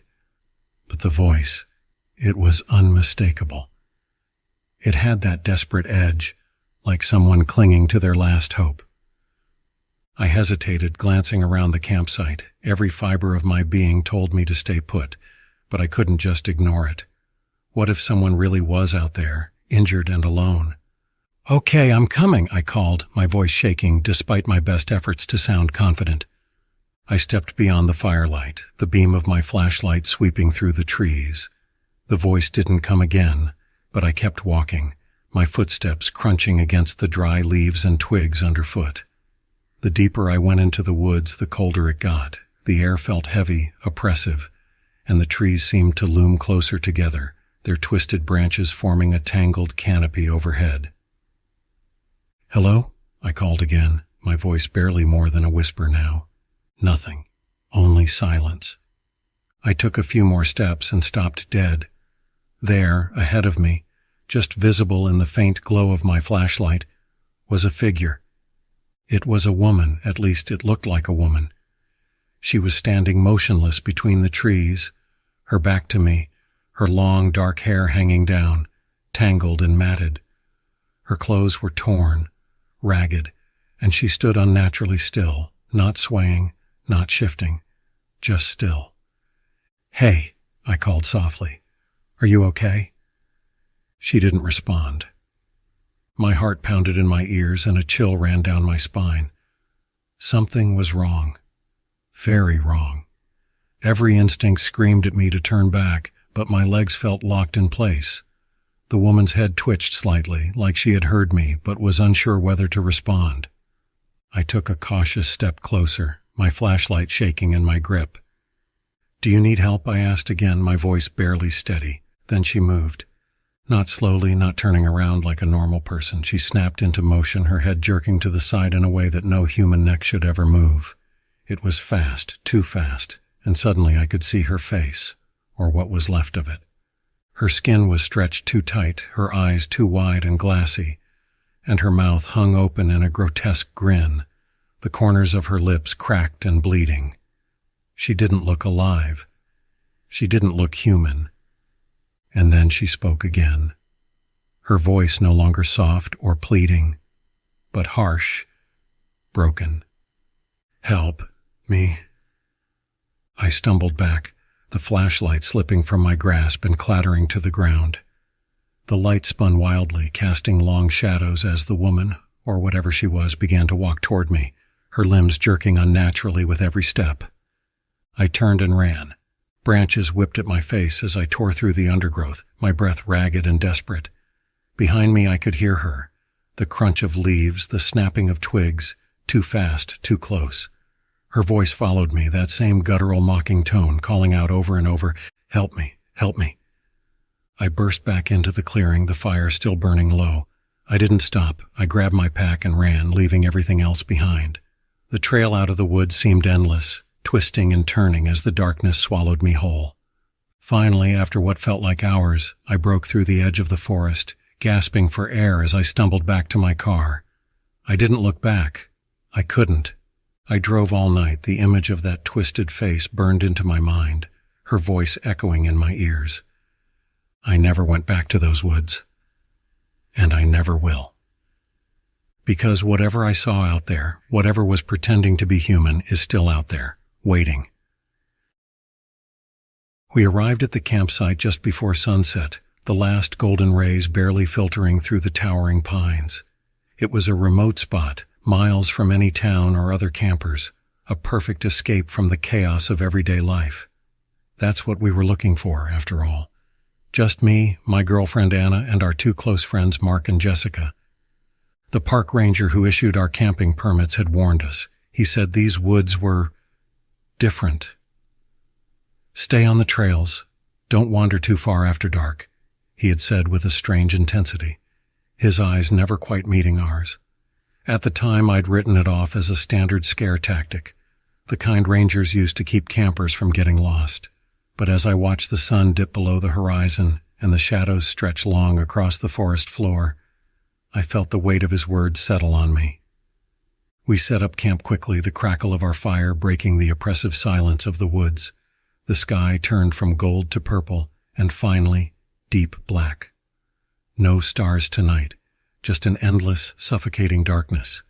The first strange thing happened just after we'd finished dinner. Mark had gone to gather more firewood, leaving the rest of us around the fire. We heard a low rustling sound coming from the direction he had gone. At first we thought it was him, but the sound didn't match his footsteps. It was slower, more deliberate, like something was slithering through the underbrush. "Mark?" Anna called, her voice wavering slightly. No response. The rustling grew louder, closer, until suddenly Mark burst through the trees, pale and out of breath. He dropped the wood he was carrying and collapsed by the fire, eyes wide. "What the hell happened?" I asked, but he just shook his head, muttering something under his breath about seeing a deer. He wouldn't or couldn't Elaborate. The mood around the campfire shifted after that.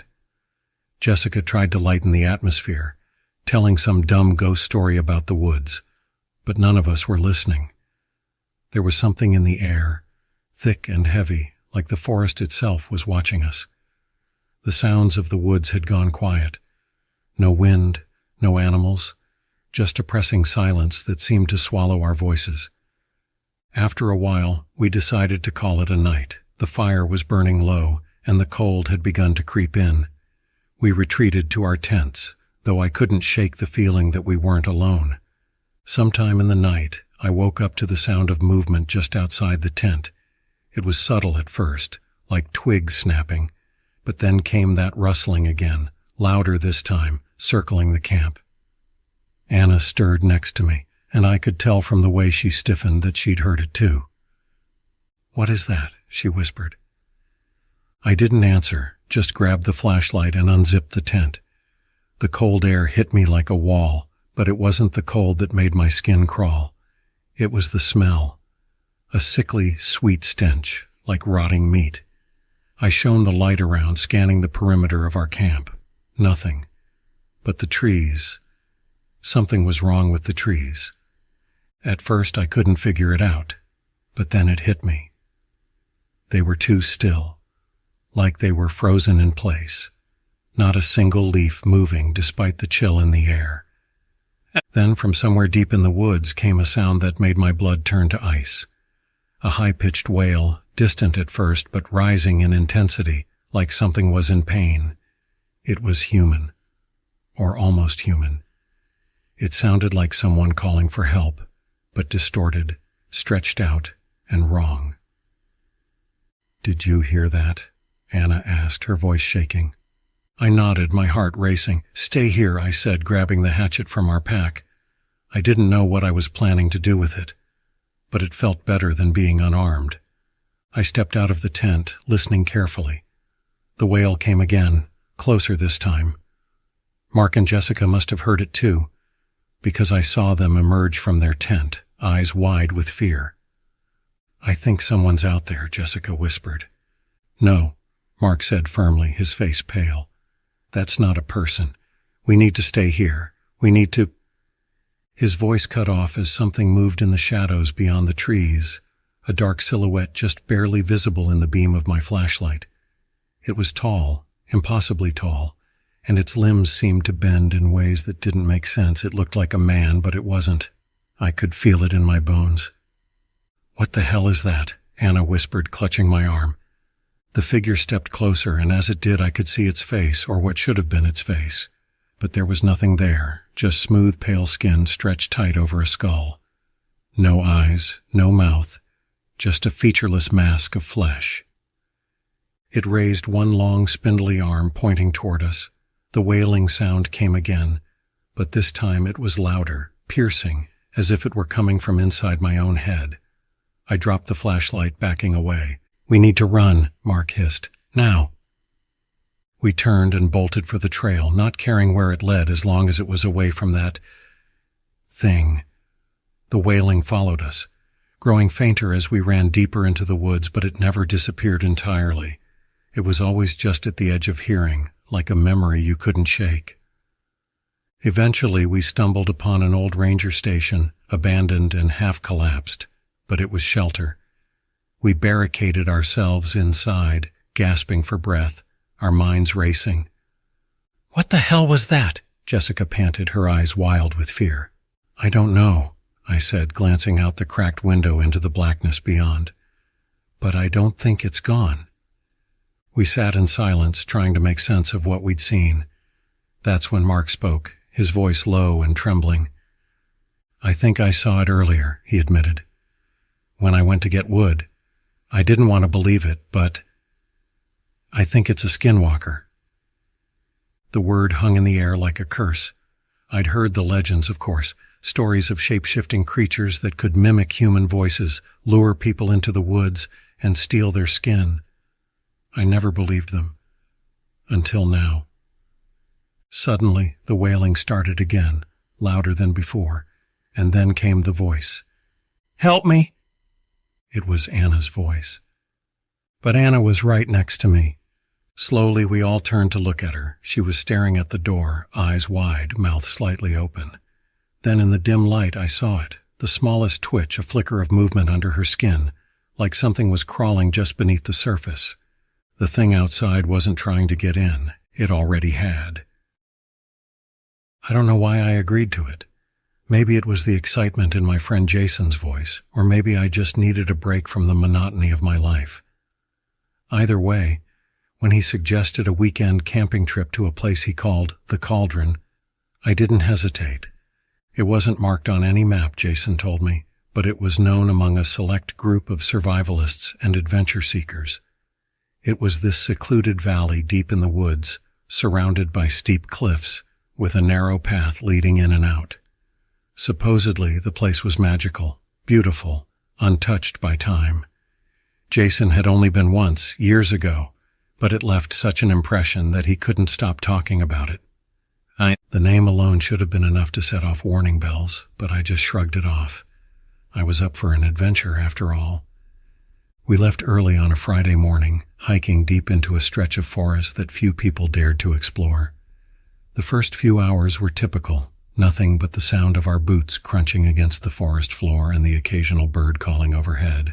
But as we got deeper, the air started to change. It was subtle at first, like a pressure building in the atmosphere. I could feel it in my chest, a tightness that wasn't quite normal. "Feel that?" Jason asked, his voice unusually quiet. "Yeah," I replied, glancing around. The trees were different here, taller, older, their bark gnarled and twisted like something out of an ancient painting. Even the light seemed different, dimmer somehow, though the sky above was clear. "We're close," he said, smiling in a way that didn't reach his eyes. By the time we reached the cauldron, the light was fading and the air had taken on a strange chill. The valley was as secluded as Jason had promised, surrounded by towering cliffs and thick forest. But there was something off about it. The silence was too deep. No birds, no insects, not even the rustle of leaves in the wind. We set up camp near a small clearing just close enough to the cliff walls to give us some shelter, but far enough from the trees to keep a clear line of sight. As we gathered firewood, I couldn't shake the feeling that we were being watched. I kept glancing over my shoulder, expecting to see someone, or something, lurking at the edge of the woods. But there was nothing. That night, as we sat around the fire, Jason told me the story of the place. "They say the cauldron is cursed," he said, tossing a twig into the flames. "There's this old legend, goes back hundreds of years. The people who lived around here believed the valley was sacred. They called it the mouth of the earth. Said it was a place where the land was thin, like a veil between our world and something else." I chuckled, trying to hide my unease. "You didn't mention that part before." Jason grinned. "Didn't want to scare you off?" I rolled my eyes, but the story left a sour taste in my mouth. The atmosphere of the place wasn't helping. The silence had grown heavier, more oppressive, like the forest was holding its breath. That night as I lay in my tent, I couldn't sleep. The silence was deafening, pressing in on me from all sides. I kept hearing this faint sound, like a distant hum or maybe a low vibration, just on the edge of hearing. It was so faint I thought I might be imagining it, but every time I closed my eyes, there it was, gnawing at the edges of my awareness. Sometime after midnight, I heard Jason unzipping his tent. I figured he was just going to relieve himself, but a few minutes later, I heard it again. This strange shuffling sound, followed by something else. Something that sounded like a whisper, low and unintelligible, just outside the tent. I froze, straining to hear. "Jason?" I called out softly, but there was no answer.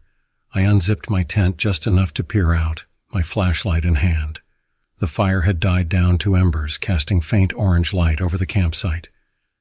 Jason's tent was open, but he wasn't there. I stepped out, the cold night air biting at my skin. "Jason?"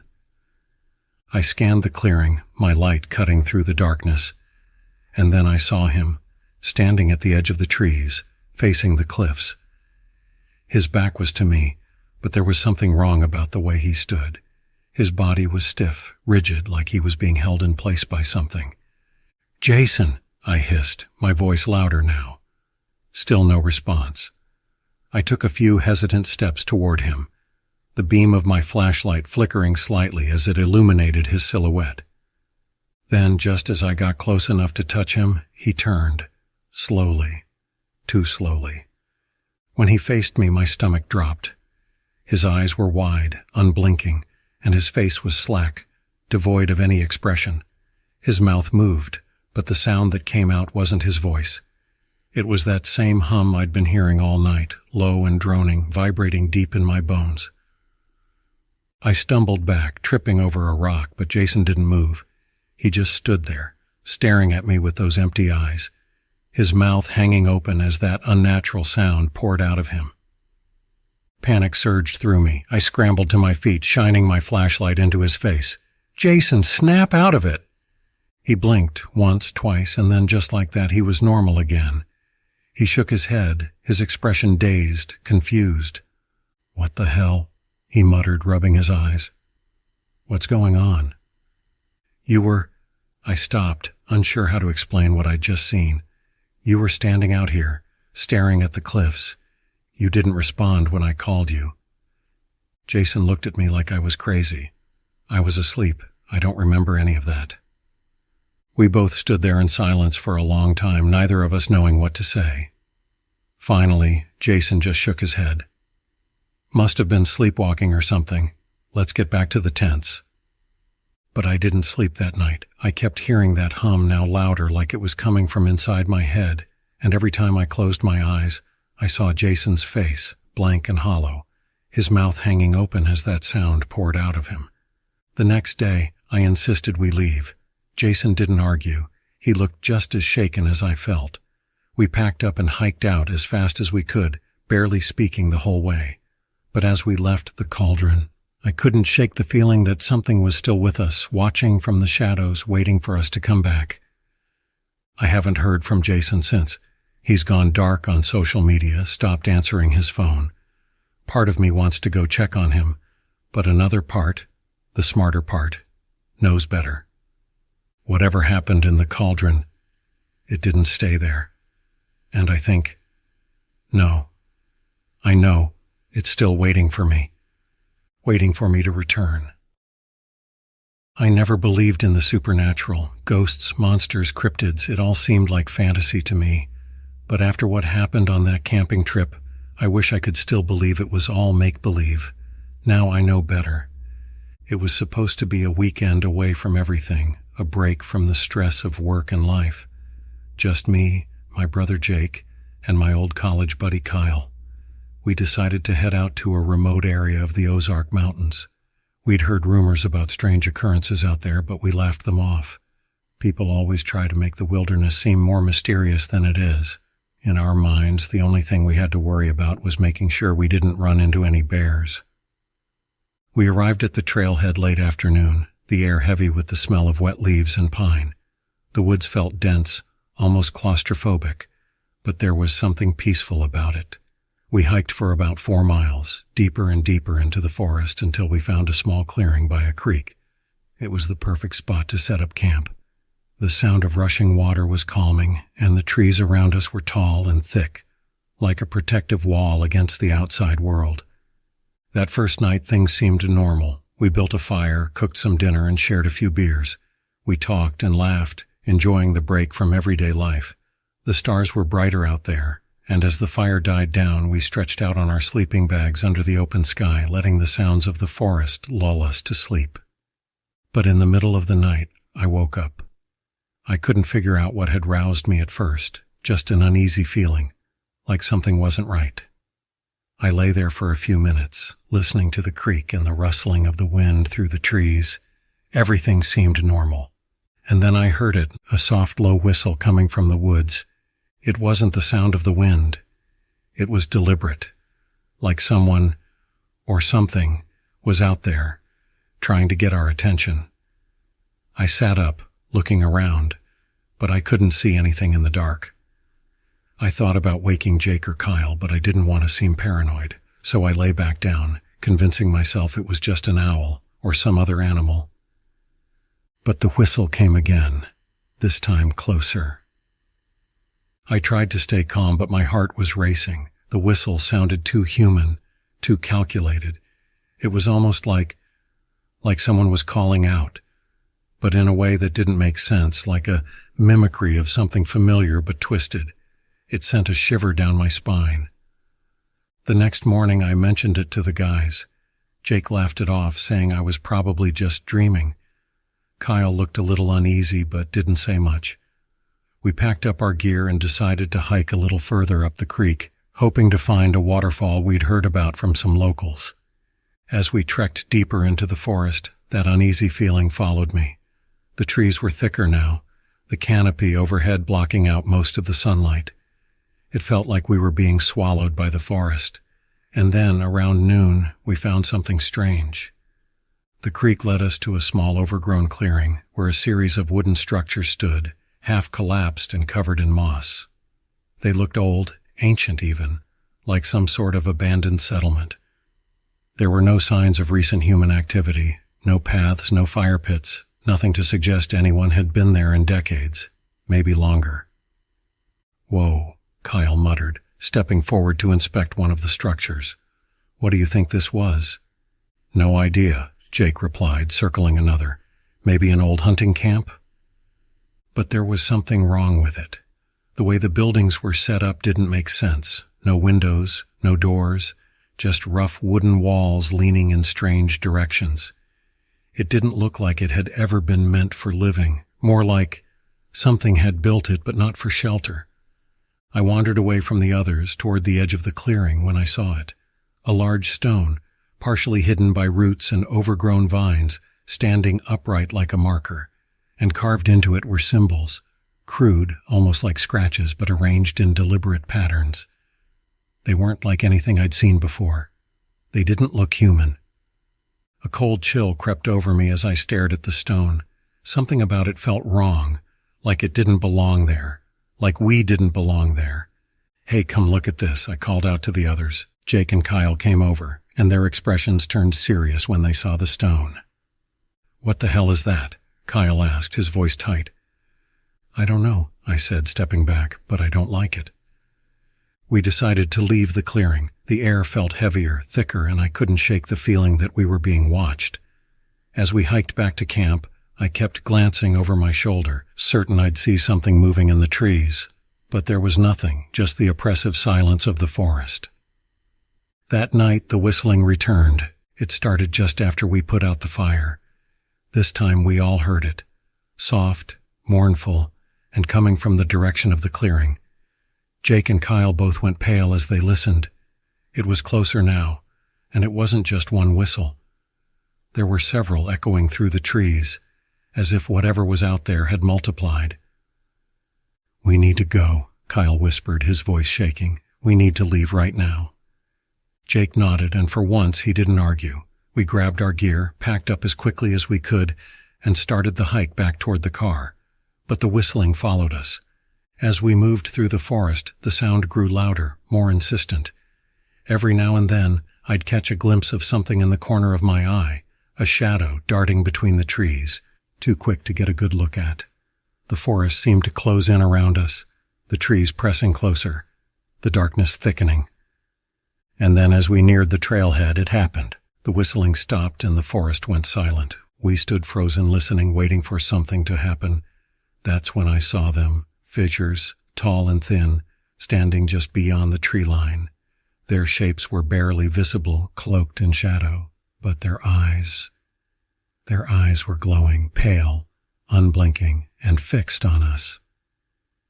"Run!" Jake yelled, and we bolted.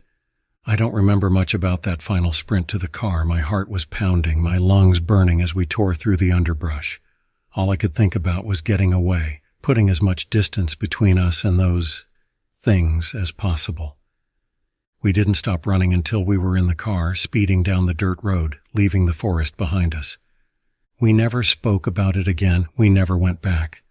But sometimes late at night, when the world is quiet, I hear it again, the whistle, and I wonder if whatever was out there that night is still watching. It was supposed to be an easy trip, just a short hike, a couple of nights under the stars, and a chance to disconnect from everything. My girlfriend Emily and I had been planning this camping trip for weeks, our first time out together in the wild. We chose a spot deep in the state forest, one of those places where cell service drops out, and you're really on your own. That's exactly what we wanted. The drive out was beautiful, the sun casting golden light over the trees as we wound deeper into the woods. By the time we reached the trailhead, it was late afternoon. We threw on our backpacks and started the hike, laughing, talking, the whole couple's adventure vibe. The trail was dense with trees, but it was well marked, and there was no one else around. I couldn't shake the feeling that we were the only two people for miles. The first weird thing happened not long after we set up camp. We'd found a great spot, a little clearing by a creek with enough flat space for the tent and a fire pit. As the sun started setting, we gathered firewood and cooked dinner, the smell of smoke and grilled food filling the air. Everything felt perfect, peaceful, until Emily froze. "Do you hear that?" she whispered. I stopped what I was doing and listened. At first I heard nothing but the crackle of the fire and the soft gurgling of the creek. Then faintly I heard it, a low humming sound like a far-off drone, coming from somewhere deep in the forest. "What is that?" I asked, standing up and straining to hear. It wasn't the wind, and it wasn't an animal. It was too steady, too mechanical. Emily looked at me with wide eyes, clearly unsettled. "Maybe it's a plane or something," I suggested, though I wasn't convinced. The sound wasn't coming from above. It was coming from the forest, from beneath the trees, like something hidden in the shadows. But just as quickly as it started, the humming stopped. We both stood there for a moment waiting for it to come back. But the forest was silent again. Uneasily, we tried to shake it off and return to the fire. We told ourselves it was nothing, probably just a distant generator from a cabin or something we couldn't see. But the quiet that followed felt heavy, like the woods were listening. Later that night, we crawled into the tent. The fire had died down to embers, and the temperature had dropped, but I felt safe inside the tent with Emily beside me. As I started to drift off, I heard something else. A rustling, soft at first, then louder. It sounded like footsteps, someone, or something, walking just outside our campsite. I sat up, my heart racing. Emily stirred next to me. "What's wrong?" she asked groggily. "Shh," I whispered, listening again. The rustling was faint, but unmistakable, moving closer to the tent, circling around it. My breath caught in my throat. I fumbled for the flashlight and slowly unzipped the tent, shining the light out into the dark. Nothing. The forest was still. No animals, no intruders, just the trees and the quiet creek. I exhaled slowly and zipped the tent back up, telling myself it was just a deer or some other harmless animal. Emily fell back asleep quickly, but I stayed awake, listening, waiting. But the sounds didn't come back.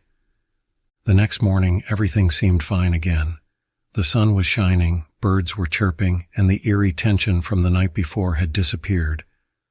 I almost convinced myself it had been my imagination playing tricks on me in the dark. After breakfast, we decided to go for a short hike before packing up to leave. We followed a narrow trail that led deeper into the forest, enjoying the calm morning air. The trail looped around, and by midday, we were back at the camp, ready to pack up. And that's when we noticed the clock, and Emily's watch showed 2:15 p.m., which didn't seem right. We'd left for our hike around 9:30 and had only been gone for about 2 hours. But the time didn't add up. My phone, which had no service but still kept time, said the same thing, 2:15. "We couldn't have been out that long," Emily said, frowning. "No way," I agreed, my stomach twisting. I checked everything again, my watch, her phone, but the time was consistent. Somehow we'd lost more than 2 hours, but I couldn't explain it. We hadn't stopped for long and we hadn't gone far. It didn't make sense. I felt a wave of unease, but Emily shrugged it off, trying to stay optimistic. "Maybe we just lost track of time. Let's pack up and get out of here." I nodded, but the strange feeling lingered as we took down the tent and stuffed our gear back into our packs. As we started hiking back to the car, I couldn't shake the creeping sensation that we were being watched. The woods seemed different now, darker even though the sun was still shining. The trees felt like they were leaning in, listening, waiting. Halfway back to the car, Emily stopped in her tracks. "Did you hear that?" she asked, her voice tight. I listened. At first there was nothing but the sound of the wind rustling the leaves. Then I heard it again, the humming. Low, distant but unmistakable. It was coming from somewhere in the forest far behind us, but this time it was getting louder, closer. "We need to go," I said, grabbing her hand. We picked up the pace, practically jogging down the trail, the hum growing louder with every step. It was like the forest was alive, vibrating with that sound, and it was following us. I could feel it pressing in on my ears, rattling through my chest, filling my head with a sense of dread I couldn't explain. Finally, we reached the car. We threw our bags into the back seat and jumped inside.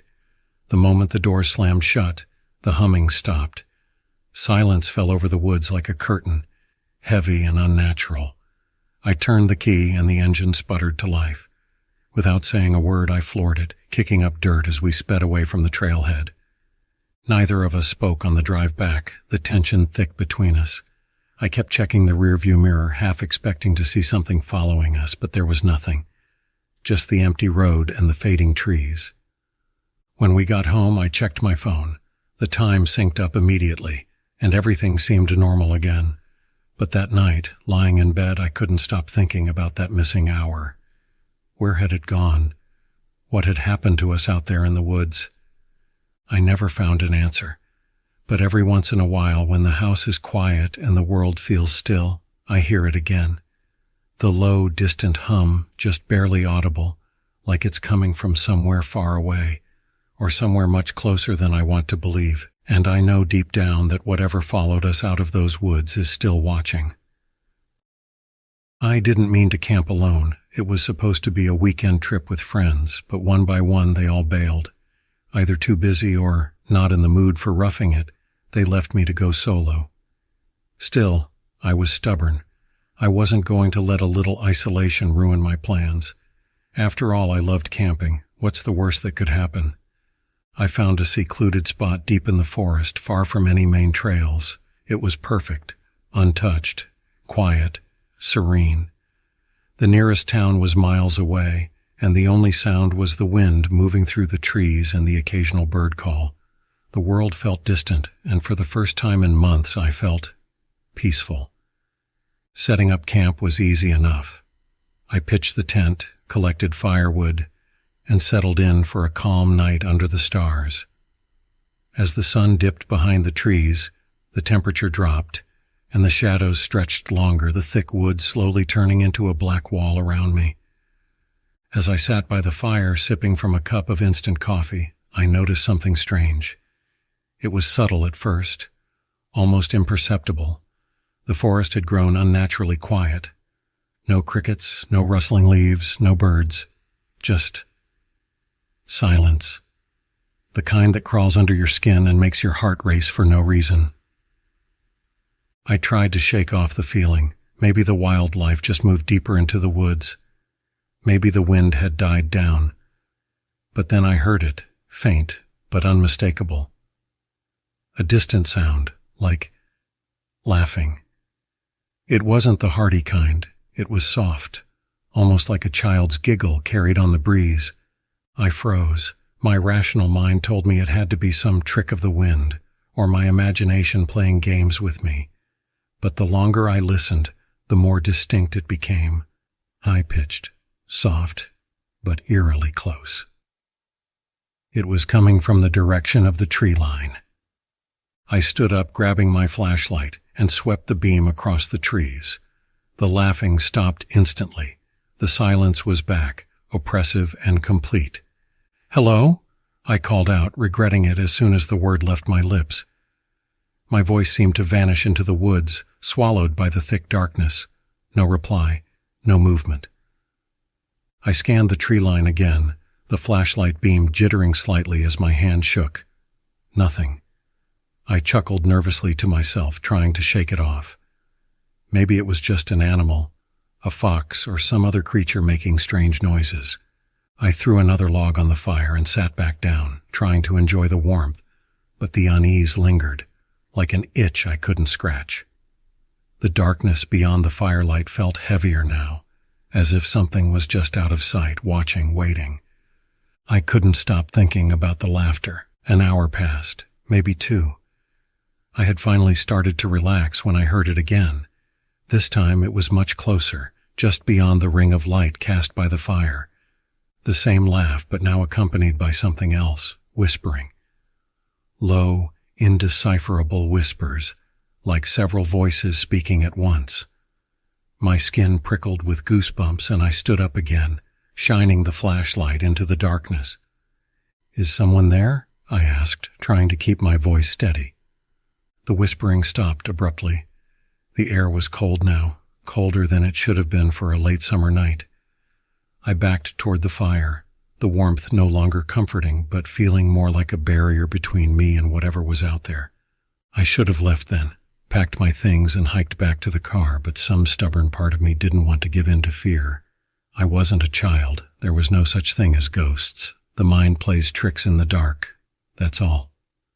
I sat down, trying to distract myself by poking at the fire. I wasn't sure how much time passed before I heard the footsteps. They were soft, slow, and deliberate, crunching leaves underfoot, coming from the same direction as the whispers. I whipped the flashlight around again, heart pounding, but saw nothing. The beam of light seemed to be swallowed by the darkness just beyond the tree line, but I could hear it, those unmistakable footsteps getting closer. My breath quickened.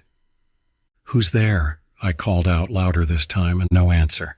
Then from the corner of my eye I saw movement. Something darted between the trees, just at the edge of the light. I spun toward it, flashlight shaking. "I'm warning you! I've got a knife!" I yelled, though the knife was still buried somewhere in my pack. There was a pause, silence, and then the laughter started again. But this time, it was all around me, surrounding me, giggling, like children playing hide-and-seek in the dark. I could feel my pulse in my throat. I grabbed my gear and started stuffing it into my bag. I didn't care if it was organized. I just needed to get out of there. The laughter grew louder, the whispers now overlapping into a disorienting hum.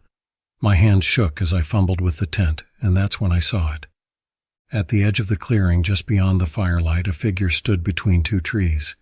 It was tall, impossibly tall, its body unnaturally thin, arms hanging too low at its sides.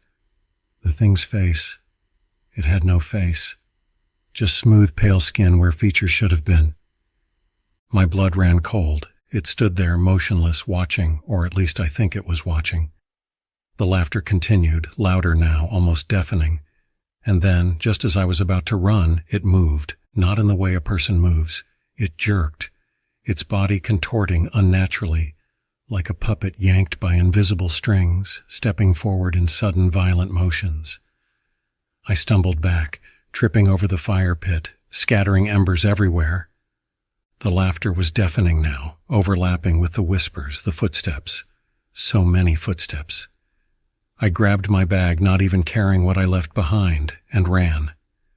I didn't stop, not even when I heard something following me, crashing through the underbrush, the giggling ringing in my ears. I didn't stop until I reached my car. I don't even remember how I got there, but I threw myself inside, locked the doors, and sped down that dark, narrow road faster than I should have. I didn't look back. The next morning, after some sleep and convincing myself it was all in my head, I considered going back to get my things. But when I checked my phone, I saw a notification. It was a voicemail. No caller ID. I hesitated, then hit play. All I heard was faint laughter and a soft whisper. "You'll be back." I didn't plan on going camping that weekend.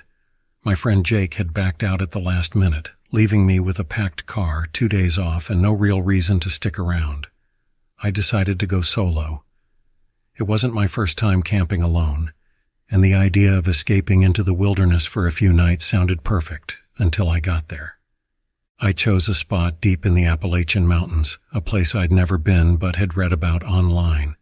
remote, picturesque, and far from the reach of cell towers. The drive up was uneventful, the dense forest on either side of the narrow road swallowing the last bits of daylight. By the time I reached the trailhead, dusk was already settling in, casting everything in a deep golden glow. There was an oddness to the place, though. It started the moment I parked and stepped out of the car. The air was thick, unusually still. No wind, no distant calls of birds or insects. Just the oppressive silence that made the forest feel too empty. I shrugged it off, chalking it up to arriving at an off hour, when the forest was perhaps in transition from day to night. I hiked in about an hour, deeper into the woods, following a narrow trail that seemed to vanish the further I went. The trees here were ancient, tall, twisted, their branches thick with moss that dripped down like tattered curtains. Eventually I found a clearing that looked like it hadn't been touched in years, far from the beaten path. It was perfect. Setting up my tent, I noticed something strange. The trees. At the edge of the clearing, they all seemed to lean inward, as if they were growing toward me, their trunks twisted in unnatural shapes, almost as though they were watching. It was unsettling, but I convinced myself it was just the way the trees had adapted to the terrain.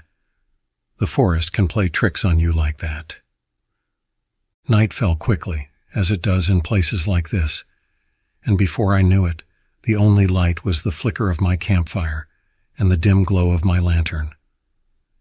I sat by the fire, eating my dinner and listening to the crackle of the flames, trying to shake the nagging feeling that something was off. But it was hard to ignore. The silence, no, the absence of sound, was absolute. Not a single cricket, not a rustle of leaves, nothing. As I stared into the fire, I heard it for the first time, a faint whisper carried on the still air.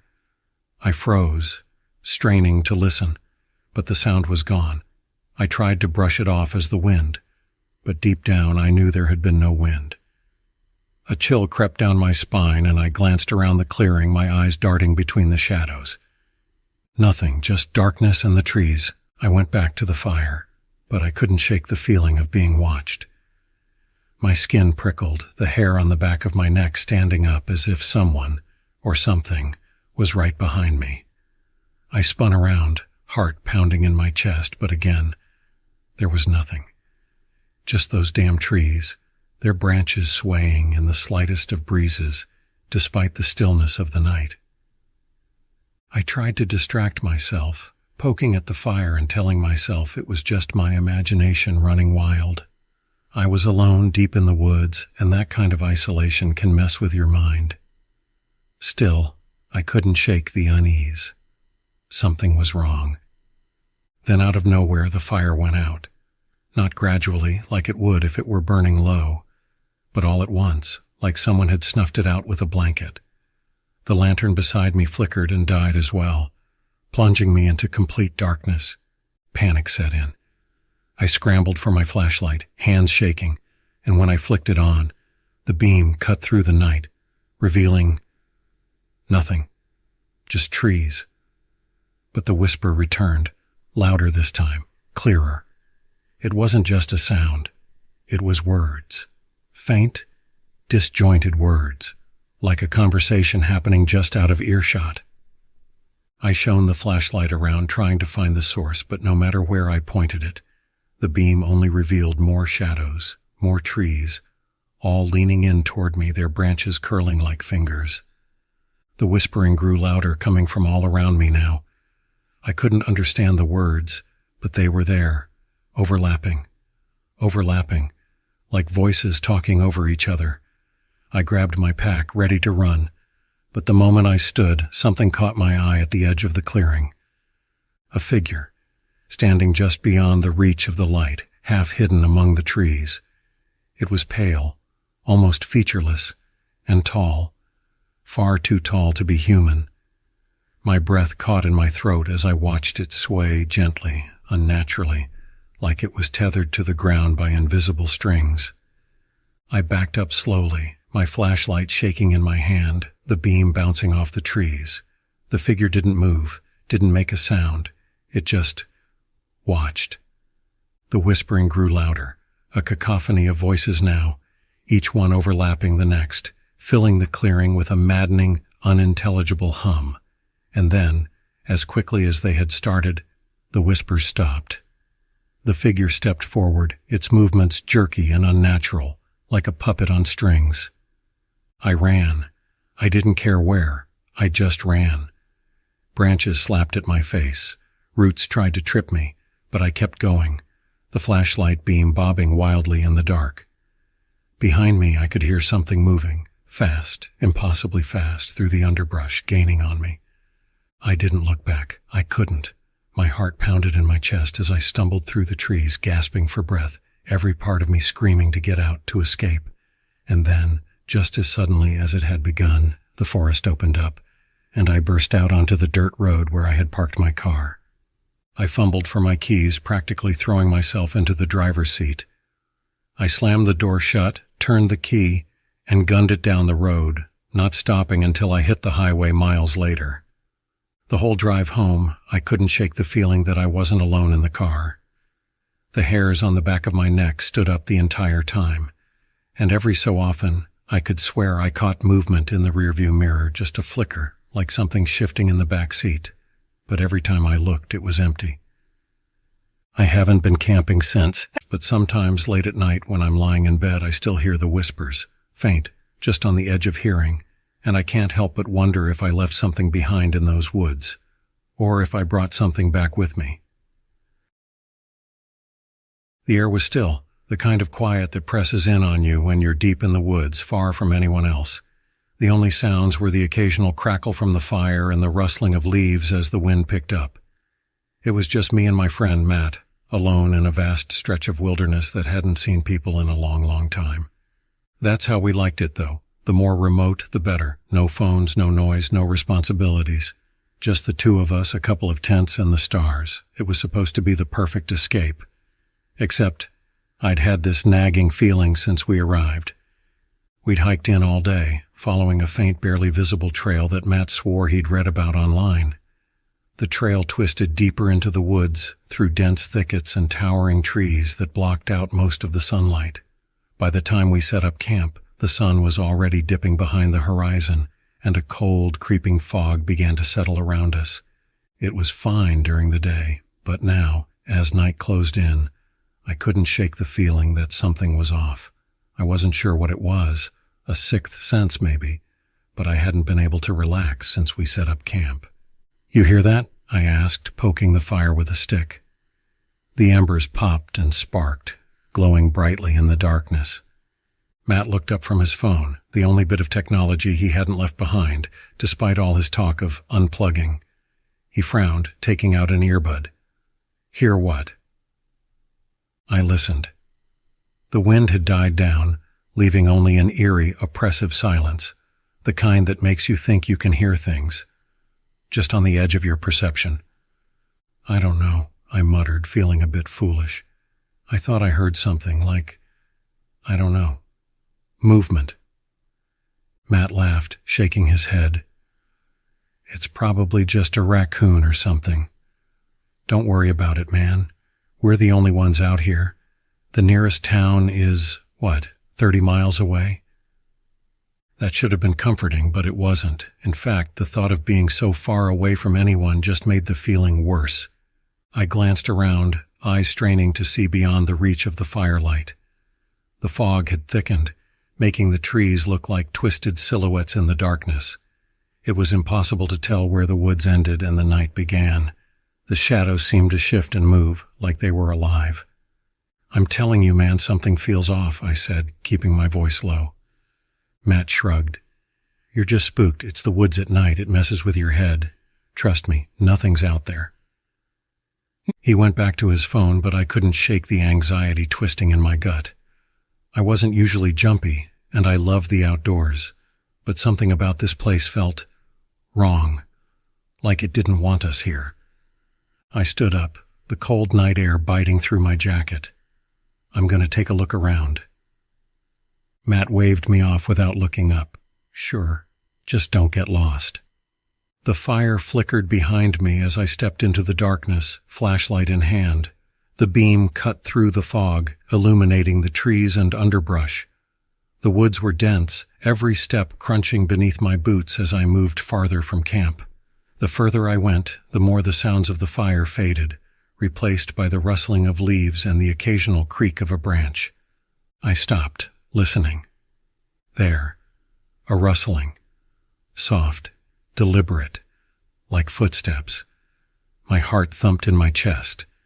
I turned slowly, scanning the area with the flashlight. Nothing. I let out a shaky breath and was about to turn back when I saw it. Something low to the ground, just at the edge of the light. A shape. It was small, but not animal small. It looked wrong, twisted, misshapen. It moved, jerking awkwardly, too fast, like it was skittering on all fours. I froze, my breath catching in my throat. "Matt?" I whispered, though I wasn't sure why. The thing stopped. For a moment it seemed to look right at me, though I couldn't make out any eyes or a face for that matter. Just a warped shape in the darkness, crouched low like it was ready to pounce. My skin crawled. I took a step back. It didn't move. Another step. Still nothing. I turned and bolted toward the camp, my heart pounding in my ears.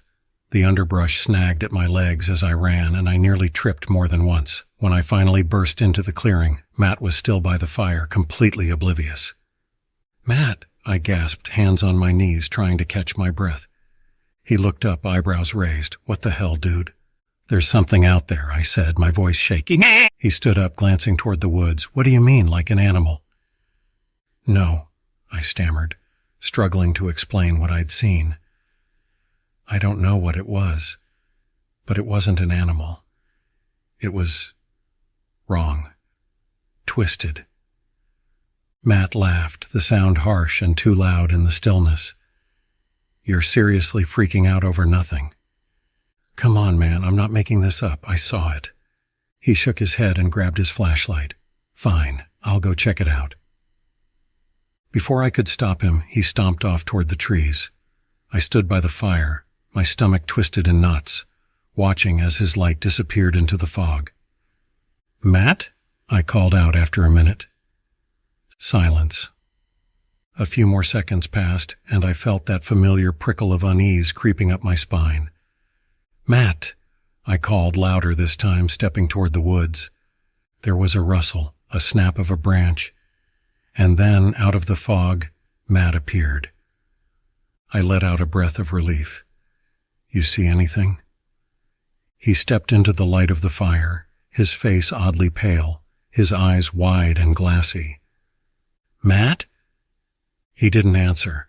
He just stood there staring at me, his head tilting ever so slightly to one side. Something was wrong, horribly wrong. "Matt." I took a step closer, and that's when I saw it. The way his mouth was hanging open, slack and unnatural. His skin. It wasn't Matt's skin. It was stretched too tight, almost translucent in the firelight, like something was wearing his face. I backed away slowly, my heart hammering in my chest, trying to convince myself that what I was seeing wasn't real. But then, without warning, Matt smiled, too wide, too forced, and in a low, guttural voice he whispered, "Found it." Before I could scream, he lunged forward, and the fire went out. It was supposed to be an escape. I had been dealing with a lot at work, and my personal life wasn't much better. The stress was getting to me, and I needed a break. Just me, nature, and the quiet. I'd always found camping alone to be a good way to clear my head, to reset. So when I found a secluded spot near the base of the Rocky Mountains, far off the beaten path, I didn't hesitate. A weekend away in the wilderness was exactly what I needed. I arrived just before noon, the sun high in the sky, casting a golden glow over the endless stretch of trees. There was no cell reception, exactly what I wanted, and not another soul in sight. The trail I followed was barely a trail at all, more of a suggestion than a path, winding deeper into the forest. After hiking for a few hours, I found a clearing that felt right, isolated, surrounded by towering pines, with a small creek flowing nearby. The perfect spot. I set up my tent, built a small fire pit, and made myself a simple meal as the sun started to dip behind the mountains. The air grew cooler, and the shadows lengthened, but I wasn't worried. I'd done this before. Camping alone was second nature to me. As the night crept in, I sat by the fire, enjoying the solitude. The crackling flames were the only sound, accompanied by the gentle flow of the creek. For the first time in weeks, I felt at peace. But then, I noticed something odd. The forest, which had been alive with the sounds of birds and rustling leaves just hours earlier, had gone completely still. No wind, no crickets, nothing. Just an eerie, suffocating silence. I sat there, staring into the flames, trying to shake off the sudden unease that settled in my chest. It's just your imagination, I told myself. The woods are supposed to be quiet at night. I turned in early, the silence still pressing in on me as I zipped up my tent. Lying there, wrapped in my sleeping bag, I tried to relax. But something felt wrong. That stillness outside seemed unnatural, too perfect, as if the forest itself was holding its breath. That's when I heard it, a soft crunch like a footstep just outside my tent. I held my breath, listening. Another crunch, this time closer. It was the unmistakable sound of someone, or something, walking through the underbrush. I felt a chill crawl up my spine. I was miles away from the nearest town. There shouldn't be anyone out here. Slowly, I reached for my flashlight, trying not to make any noise. My heart pounded in my chest, loud enough that I was sure whatever was outside could hear it. Another footstep, even closer now. It was right outside. I flicked on the flashlight and unzipped the tent in one quick motion, shining the beam out into the darkness. The light cut through the trees, but there was nothing there, just the still, silent forest. I stepped out, sweeping the flashlight in every direction. Nothing. The ground around the tent was undisturbed, no tracks, no sign that anyone had been there. I stood there for a moment, heart still racing, trying to make sense of what I'd heard. After a few minutes, I convinced myself that it was probably just an animal, maybe a deer or a raccoon. The woods can play tricks on you, especially at night. I went back inside the tent, trying to calm my nerves, but sleep didn't come easily. Every sound, every rustle of leaves, every creak of a branch kept me on edge.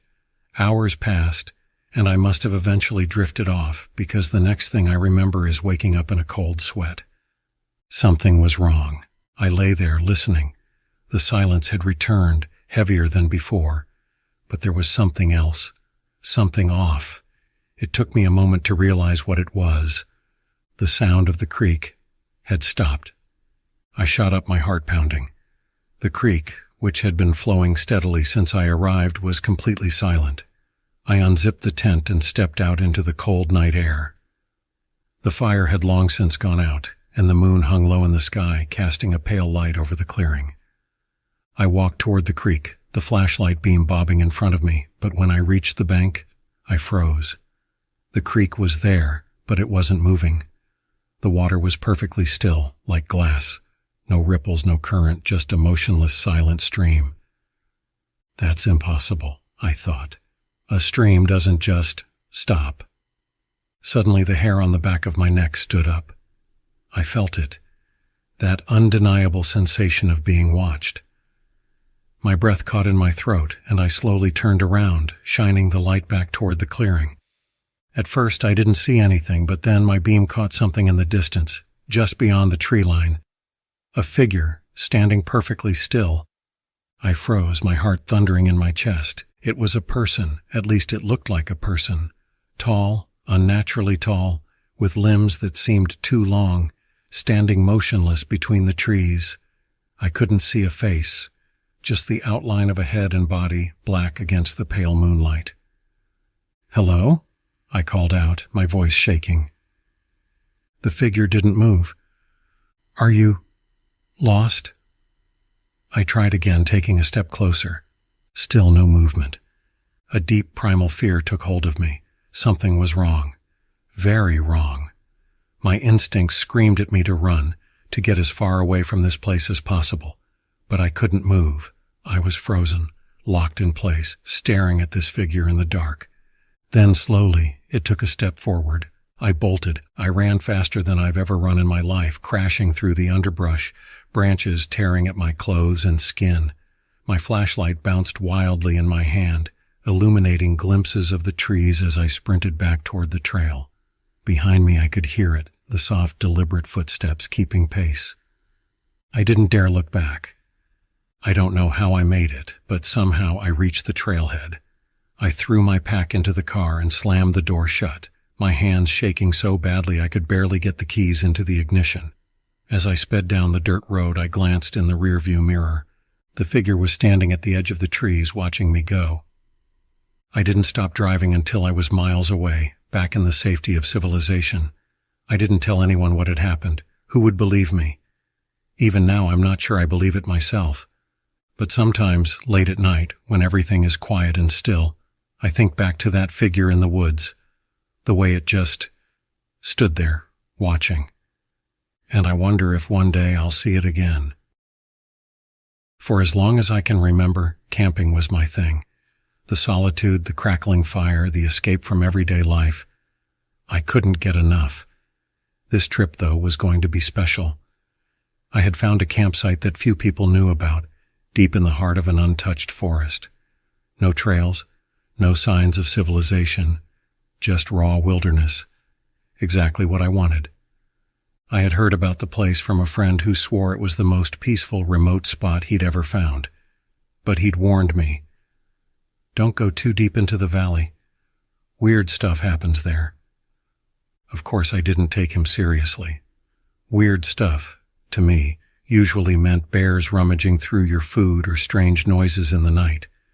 Things that any seasoned camper could handle. So, naturally, I made it my mission to camp as deep in that valley as I could. I arrived mid-afternoon after hours of hiking through dense forest. The air was thick, almost humid, and there was an eerie quietness that hung over the place. No birds, no wind, just stillness. I found a clearing near a large rock formation that jutted out from the ground like jagged teeth. It looked perfect for the night, sheltered, flat, and with a stunning view of the valley below. After setting up my tent and starting a fire, I settled in, eager to enjoy the peace and quiet. But that strange feeling, the heavy silence, lingered. It wasn't like the normal quiet of the woods.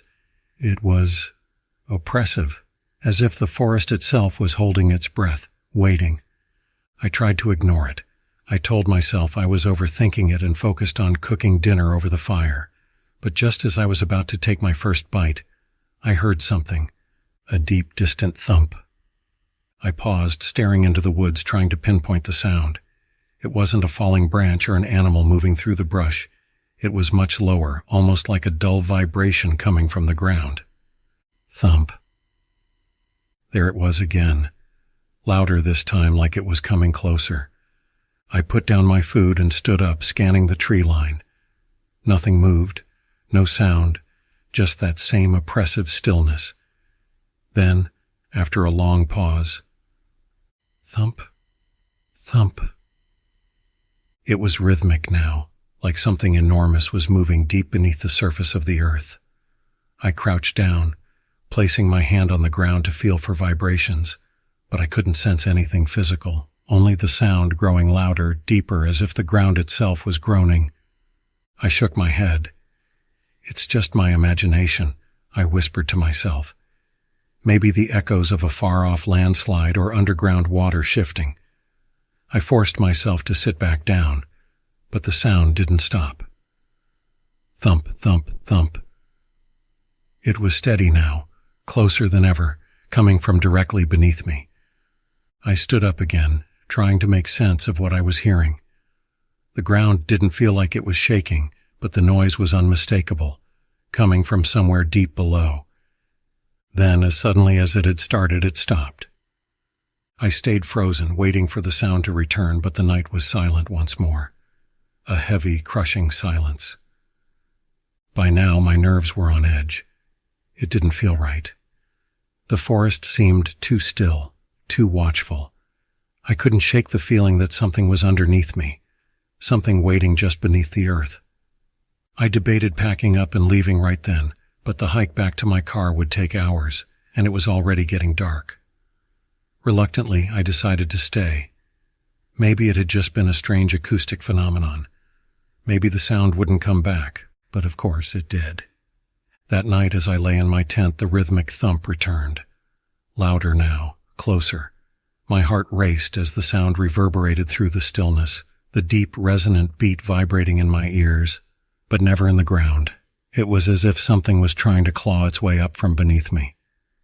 I sat up, clutching my flashlight, but something stopped me from unzipping the tent. There was no way I was going outside. Instead, I sat in the dark, listening, waiting. Then, the noise changed. The thump was still there, but now it was accompanied by a new sound, a strange, dragging noise, like something massive and slow was pulling itself through the dirt, scraping against the rocks, inching its way up toward the surface. It was coming closer. I knew it. The noise grew louder and more erratic, like whatever was beneath me was struggling, pushing harder, faster. I couldn't take it anymore. My instincts screamed at me to move, to run, but the rational part of my brain kept whispering, "It's not real, there's no such thing." But I couldn't believe that anymore. I grabbed my backpack and burst out of the tent, my flashlight casting wild beams of light through the trees. The sound stopped for a moment, and I froze, heart pounding in my throat. The dragging and thumping were gone, just the silence again. But then, from behind the massive rock formation, I heard a new sound. A low, guttural moan, deep and primal, unlike anything I'd ever heard before. It wasn't an animal. It wasn't human. It was something else. I backed away slowly, shining the flashlight toward the rock. The beam caught something, just for a second. A flash of movement, something pale and long like a limb, sliding back behind the stone. I didn't stick around to get a better look. I turned and ran. I didn't stop to pack up the tent. I didn't stop to gather my gear. I just ran, crashing through the woods, stumbling over roots and rocks, not caring about the noise I made. My only goal was to get as far away from that place as possible. The whole way back, I felt like I was being followed. I could hear it, the faintest trace of that dragging, scraping sound, like it was still crawling its way through the dirt, inching closer. Even though I couldn't see anything when I looked back, I could feel it. I didn't stop running until I reached my car. I jumped in, slammed the door, and sped off without looking back. I've told this story to a few friends, but they never believe me. They say it was just an overactive imagination, a trick of the mind after too many hours alone in the woods. But I know what I heard, I know what I saw, and I haven't been camping since. There's something in that valley, something that shouldn't be disturbed, something waiting. I've always loved the isolation of camping, getting away from the constant hum of civilization, disappearing into the wilderness where the world feels raw and untouched. So when I heard about the perfect camping spot, deep in the woods, miles from any road, away from all trails, I couldn't resist. A buddy of mine mentioned it once in passing, said it was the most peaceful place he'd ever been. But there was a reason he never went back, though he didn't say why. At the time, I didn't press him. I should have. The hike in was long, hours of navigating through dense forest with no path to follow.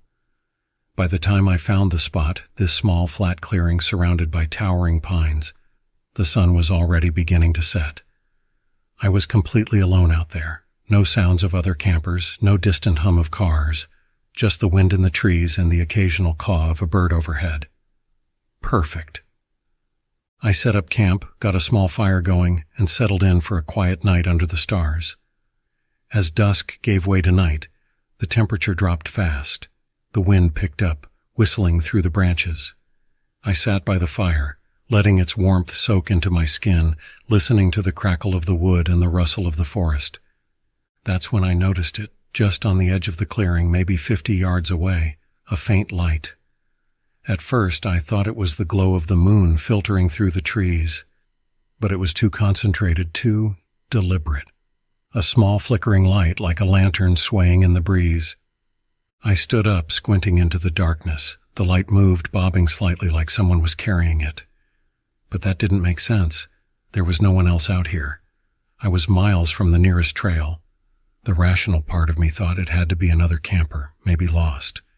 I called out, "Hey, you need help?" No response. The light paused for a moment, then started moving again, swaying gently, drifting from tree to tree, always staying just on the edge of the clearing. I grabbed my flashlight and pointed it toward the light, but as soon as the beam hit it, the light vanished. Just gone, like it had never been there. I stood there for a moment, frozen, heart pounding. The woods were silent, too silent. I could hear my own breathing, the crackling of the fire, but nothing else, not even the wind.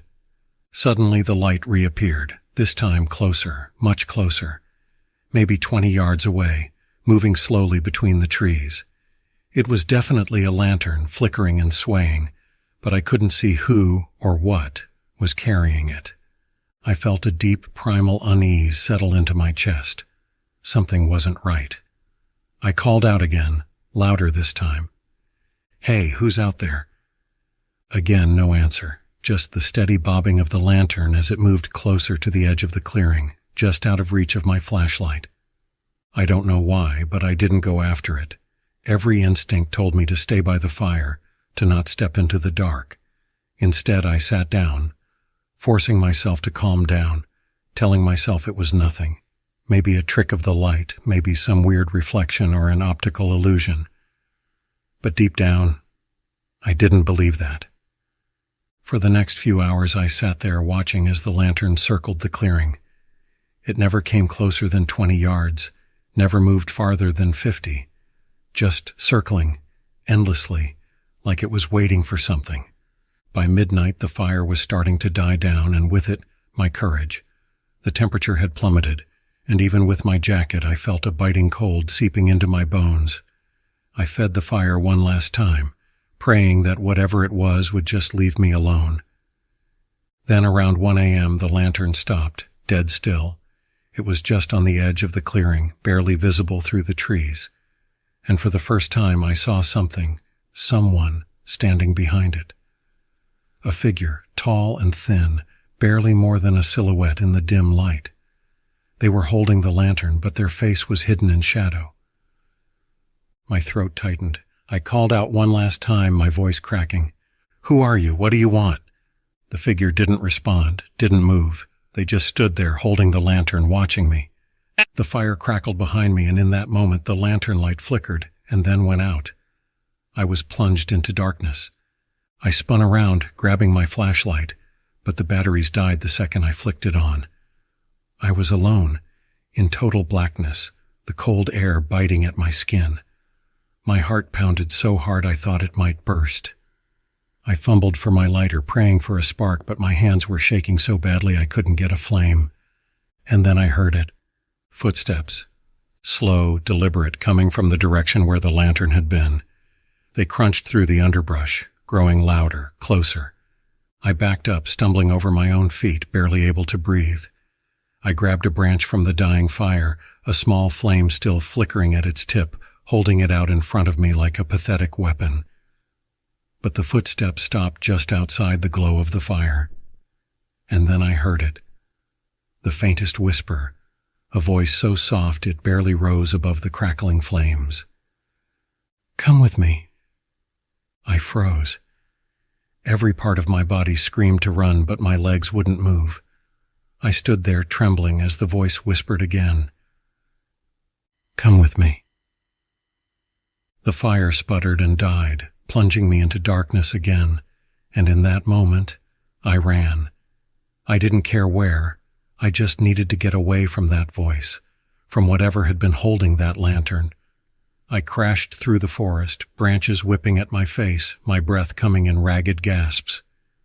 I didn't stop until I hit the main trail, hours later, just as the sun began to rise. I didn't look back. The thing is, when I got home, I wanted to convince myself it had all been in my head. A nightmare, maybe. But then I found something in my pack. Something I didn't put there. A lantern, old, rusted, and covered in dirt, and when I picked it up, it flickered to life, just for a moment before going dark again. The figure with the lantern wasn't just a ghostly presence in the woods. It left a mark on the narrator, leaving a physical object behind. The lantern, seemingly harmless, now connects the narrator to whatever dark force roams the forest, suggesting that the next time he hears the voice, wherever he is, he may not be able to run. The horror follows him home, showing that no one truly escapes the Lantern Man. I've always believed that the wilderness had a life of its own. There's something ancient about the forest, like it's been watching for centuries, holding secrets in the cracks of bark and the shadows between the trees. But even knowing that, I never expected what happened that night. It was supposed to be a simple weekend camping trip, me, my girlfriend Hannah, and our friend Ryan. We weren't the type to go off the grid, but we found this place online, tucked deep in the mountains, far away from the noise of civilization. The reviews called it serene and isolated. That sounded perfect at the time. Now, I wish we had stayed far away. The drive took hours, the road narrowing to a single dirt lane as we climbed higher and deeper into the forest.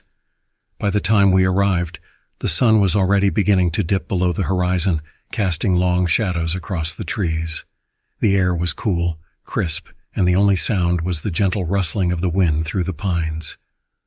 We set up camp quickly, the three of us working together like we had done a dozen times before. There was something comforting about the routine, pitching the tent, gathering wood for the fire, unpacking the cooler. Everything felt normal. But as the darkness settled in, an uneasy feeling began to creep over me, like I was being watched from the trees. I didn't say anything, didn't want to ruin the vibe. But it was there, lingering at the back of my mind. We sat around the campfire, chatting, laughing, drinking. The warmth of the flames made the creeping chill of the night seem distant, but there was a strange tension in the air, like the forest itself was holding its breath. The sounds of the forest, birds, insects, the occasional crack of a twig, seemed to fade away, replaced by an eerie silence. A little too quiet. Ryan noticed it first. "You hear that?" I glanced at him, shaking my head. "Hear what?" "That's the point. There's nothing." Hannah laughed, trying to brush it off. "It's just the woods. Sometimes it gets quiet at night." But Ryan wasn't buying it, and neither was I. The silence wasn't just quiet, it was oppressive. Like something was intentionally smothering the sound, draining the life from the forest around us. It was unnerving. Still, we stayed by the fire, trying to keep the conversation going. But I couldn't shake the feeling that something was wrong.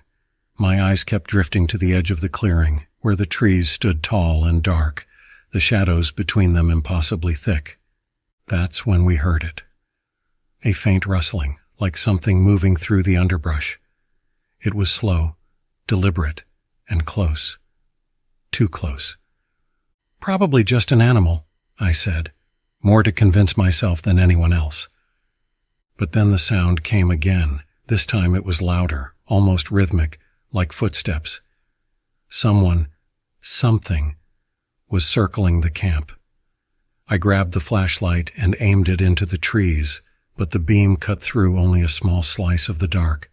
The rest remained black, impenetrable. "Who's out there?" Ryan called, standing up. There was no response, just more rustling. A shiver ran down my spine. Then Hannah spoke, her voice low. "Guys, look at the fire." We turned. The flames were flickering wildly, sputtering as if something was sucking the oxygen out of the air. But what caught my attention was the way the light danced across the trees, their shadows. No, they weren't shadows anymore. They were moving. I blinked, rubbing my eyes, thinking it had to be a trick of the light. But no. The dark shapes in the trees were swaying, creeping closer, bending and shifting unnaturally. They weren't just cast by the fire. They were alive, slithering through the air like they had a mind of their own. "What the hell?" Ryan whispered, backing away from the edge of the clearing. We all stood, staring, paralyzed by the sight. The darkness seemed to be seeping from the trees, coiling toward us. It wasn't just shadows. It was something else. Something wrong. The shapes weren't random. They were forming figures. Vaguely human but elongated, twisted. They moved slowly, unnaturally, almost gliding across the ground. "We need to go," I said, my voice shaking, "now." But as soon as I said it, the figures stopped, the rustling ceased. The fire crackled normally again, the shadows returned to being just shadows, and the air lost that heavy, suffocating feel. The sudden return to normalcy was almost worse than the creeping darkness. What just happened?" Hannah stammered, her face pale.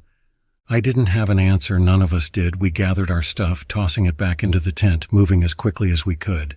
My hands were shaking, and my mind was racing, trying to make sense of what we'd just seen. But there was no sense to it. As we scrambled to pack up, I heard Ryan muttering under his breath, "It's watching. It's still watching." I turned to him. "What are you talking about?" He pointed at the tree line. His face was white, his eyes wide with fear. I followed his gaze, and my blood turned to ice. There, standing just beyond the reach of the firelight, was a figure, tall, thin, with impossibly long arms that stretched down to the ground. Its skin was pale, almost translucent, and its face was featureless. No eyes, no mouth, just a blank, smooth surface. It didn't move. It just stood there watching us or sensing us like it was waiting. Ryan grabbed his backpack, his voice trembling. "We need to leave. Right now." We didn't argue. We grabbed what we could and bolted for the car, not daring to look back. I could feel its presence behind us the whole time, like it was following, stalking us through the trees. We made it to the car, our breath coming in ragged gasps. As soon as the doors slammed shut, I floored the gas, speeding down the dirt road.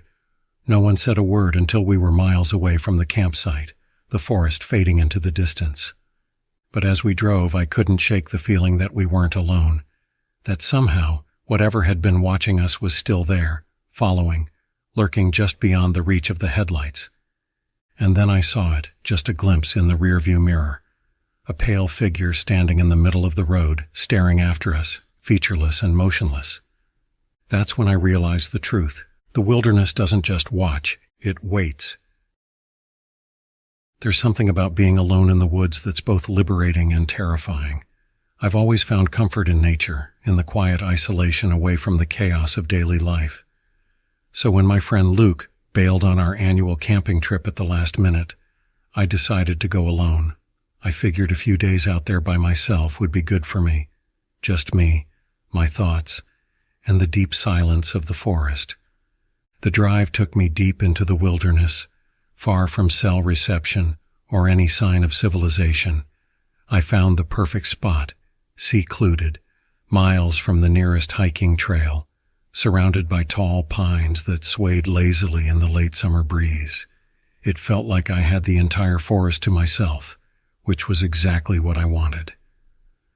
By the time I set up camp, the sun was already beginning to dip behind the trees, casting long shadows across the ground. I built a fire and sat for a while, listening to the crackling of the flames and the distant calls of birds. The temperature dropped quickly as dusk settled in, and soon the forest was bathed in darkness, the only light coming from the dim glow of my fire. That's when I heard it, a sound faint at first like something moving in the underbrush. I tensed, listening closely, but it stopped as soon as it started. Probably an animal, I thought. Deer, maybe, or a raccoon. I shrugged it off and stoked the fire, telling myself not to let my imagination run wild. But the sound came again, louder this time, closer. It wasn't the rustling of leaves or the snapping of twigs. It was heavier, deliberate, like footsteps. My breath caught in my throat, and I found myself staring out into the dark forest, seeing nothing but the flickering shadows cast by the fire. I stood up slowly, peering into the tree line. "Hello?" I called out, my voice sounding small and unsure in the vast emptiness. No answer, just the soft crackling of the fire and the eerie silence that followed. I forced a laugh, trying to calm my nerves. Maybe it was just an animal passing through. I'd heard deer at night before, and they could sound pretty human-like if you weren't expecting it. Still, I couldn't shake the unease that crept up my spine. I added more wood to the fire and settled back into my chair, determined to ignore the sounds. But it wasn't long before I heard them again, this time unmistakable footsteps. They circled my camp, moving slowly, deliberately, just outside the reach of the firelight. My heart raced as I grabbed the flashlight and flicked it on, pointing it into the trees. The beam cut through the darkness, but there was nothing. Just the tall, looming pines and the occasional rustle of leaves in the wind. I scanned the area for what felt like minutes, but no movement, no glowing eyes reflected back at me. I sat back down, but my heart wouldn't slow. The footsteps, though faint, persisted, always just beyond the light. I couldn't see what was making them, but I could feel its presence, watching, waiting. That's when I realized something strange. The forest, which had been full of the sounds of crickets and nocturnal life just an hour ago, was now completely silent. No wind, no rustling leaves, nothing. Just the fire and those steady circling footsteps. I stood again, my flashlight trembling in my hand as I scanned the tree line. "Who's there?" I yelled, trying to sound more confident than I felt. Still no answer. I could hear my own breathing, fast and shallow, filling the oppressive silence. Then I saw it. A shadow, no, a figure, emerged from the darkness between the trees, just on the edge of my camp. It didn't move, didn't make a sound, just stood there, barely visible in the flickering firelight. It was tall, unnaturally tall, its outline blurry and indistinct. My stomach dropped as I aimed the flashlight at it, but as soon as the beam touched the figure, it vanished. My pulse thundered in my ears as I whipped the light around, searching for it. Nothing. I scanned the entire perimeter, my hands shaking uncontrollably, but there was no sign of the figure. It was as if it had never been there at all, and I wanted to leave. Every instinct screamed at me to pack up and get out of there. But something held me back. Some deep primal part of my brain told me that whatever was out there wouldn't let me go that easily. I sat down, eyes wide, staring into the dark. The footsteps returned, closer now. I could hear them clearly, heavy, deliberate, crunching through the dead leaves and undergrowth just beyond the fire. My flashlight flicked across the trees, desperate to catch any glimpse of movement, but all I could see were the shadows cast by the firelight, twisting and shifting as if alive. Then the fire flickered, just for a moment, but long enough to make my heart stop. The flames dimmed as though something had passed between me and the light, and in that brief instant, I saw it again. The figure. Closer this time, its outline sharper, clearer. It wasn't a man, it was something else. Its limbs were too long, its posture unnatural, and its eyes, God, its eyes, glowed faintly in the dark, reflecting the dying fire like two pale orbs, watching me. I stumbled backward, my flashlight slipping from my grip. I scrambled for it in the dirt, my fingers trembling uncontrollably. By the time I managed to grab it, the figure was gone again. But I knew it was still there. I didn't sleep that night. I couldn't. I sat by the fire, flashlight in hand, watching, waiting, listening to the endless footsteps that circled my camp until dawn. As soon as the first light of morning broke through the trees, I packed up and left. I didn't bother to eat or take anything but my essentials. I just needed to get out of there, away from whatever had been stalking me through the night. But as I walked back down the trail, I couldn't shake the feeling that I wasn't alone. The forest was too quiet, too still. Every now and then I'd hear a rustle behind me, or catch a glimpse of movement in the corner of my eye. And then halfway to my car I saw it again, standing in the distance just beyond the trees, watching. It didn't follow me, but I could feel it. Even now, days later, sitting here in the safety of my home, I can still feel it, watching, waiting. Sometimes late at night, when the world is quiet and still, I swear I hear footsteps outside my window. Slow, deliberate, circling. And I know it's still out there, somewhere. I had always been drawn to the solitude of the forest. There's something about being away from people, surrounded only by nature, that gives me a sense of peace. That's why, when a long weekend opened up, I decided to spend it camping in a remote part of a national park I'd never been to before. It was a place known for its rugged beauty and complete isolation, perfect for someone looking to escape from everything for a few days. I set off on a Friday afternoon, driving for hours until the roads turned from pavement to gravel, and finally to dirt. By the time I reached the trailhead, the sun was beginning to set, casting an orange glow over the dense forest. I should have known better than to hike in the dark, but I was determined to make it to the campsite marked on the map, about 2 miles in. I strapped on my backpack, grabbed my flashlight, and set off. The trail was barely visible, overgrown and winding between towering pines that seemed to swallow up the fading light. The silence of the woods was almost suffocating, broken only by the occasional rustle of leaves or snap of a twig beneath my boots. There was something unnerving about it, how quiet it was, how the trees seemed to close in on me the further I walked. By the time I reached the clearing where I planned to camp, it was pitch black. I quickly set up my tent, trying to ignore the strange feeling that had been creeping up on me ever since I entered the forest. I kept telling myself I was just jumpy from hiking alone in the dark. Once I had a fire going, I'd be fine. And I was, at first. The flames crackled, sending shadows dancing across the trees, and I began to relax, enjoying the warmth and the faint glow of the stars above. The unease I'd felt earlier started to fade, replaced by the familiar comfort of being alone in the wilderness. But that comfort didn't last. It started with a faint noise, almost imperceptible at first, a rustling in the underbrush, like something moving just beyond the reach of the firelight. I paused, listening intently, but the noise stopped as suddenly as it had started. Maybe a raccoon, I thought. Nothing to worry about. But a few minutes later it came again, louder this time, closer. I stood up, my flashlight in hand, and shined it into the trees. The beam cut through the darkness, revealing nothing but the thick wall of pines and brush. No movement, no eyes reflecting back at me. Just the deep, impenetrable black of the forest. I sat back down, my heart beating a little faster now.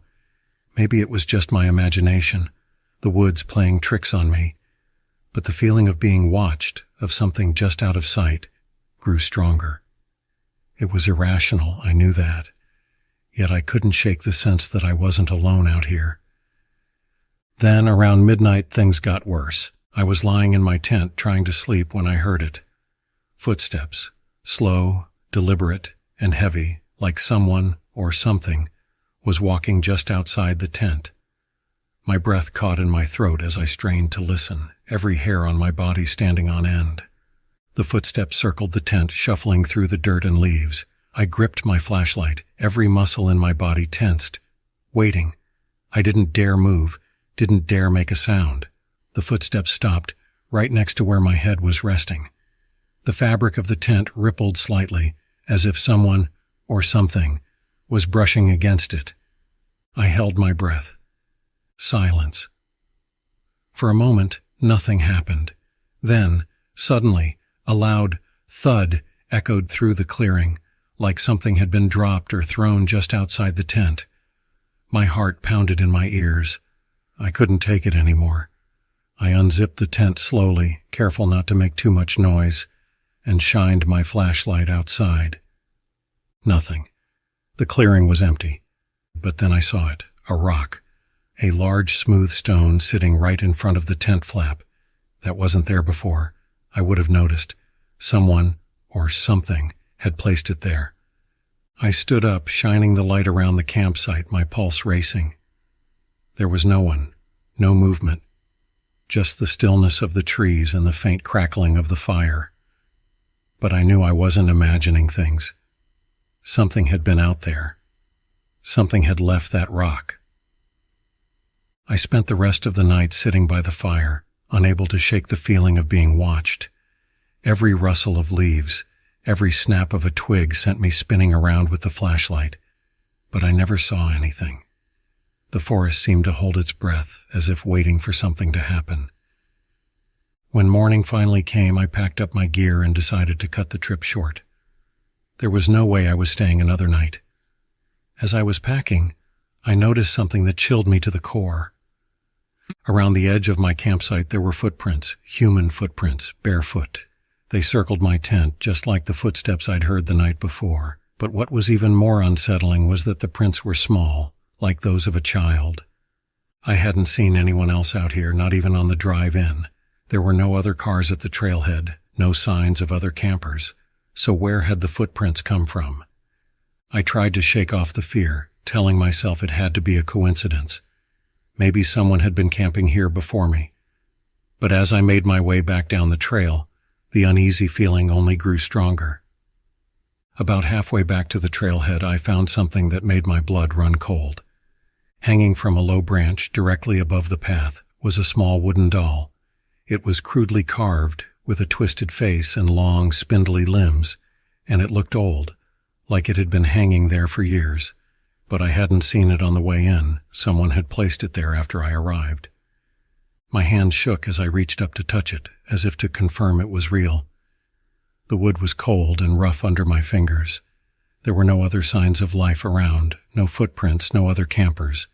Just the doll, swinging slightly in the morning breeze. I didn't stay to figure out who or what had left it there.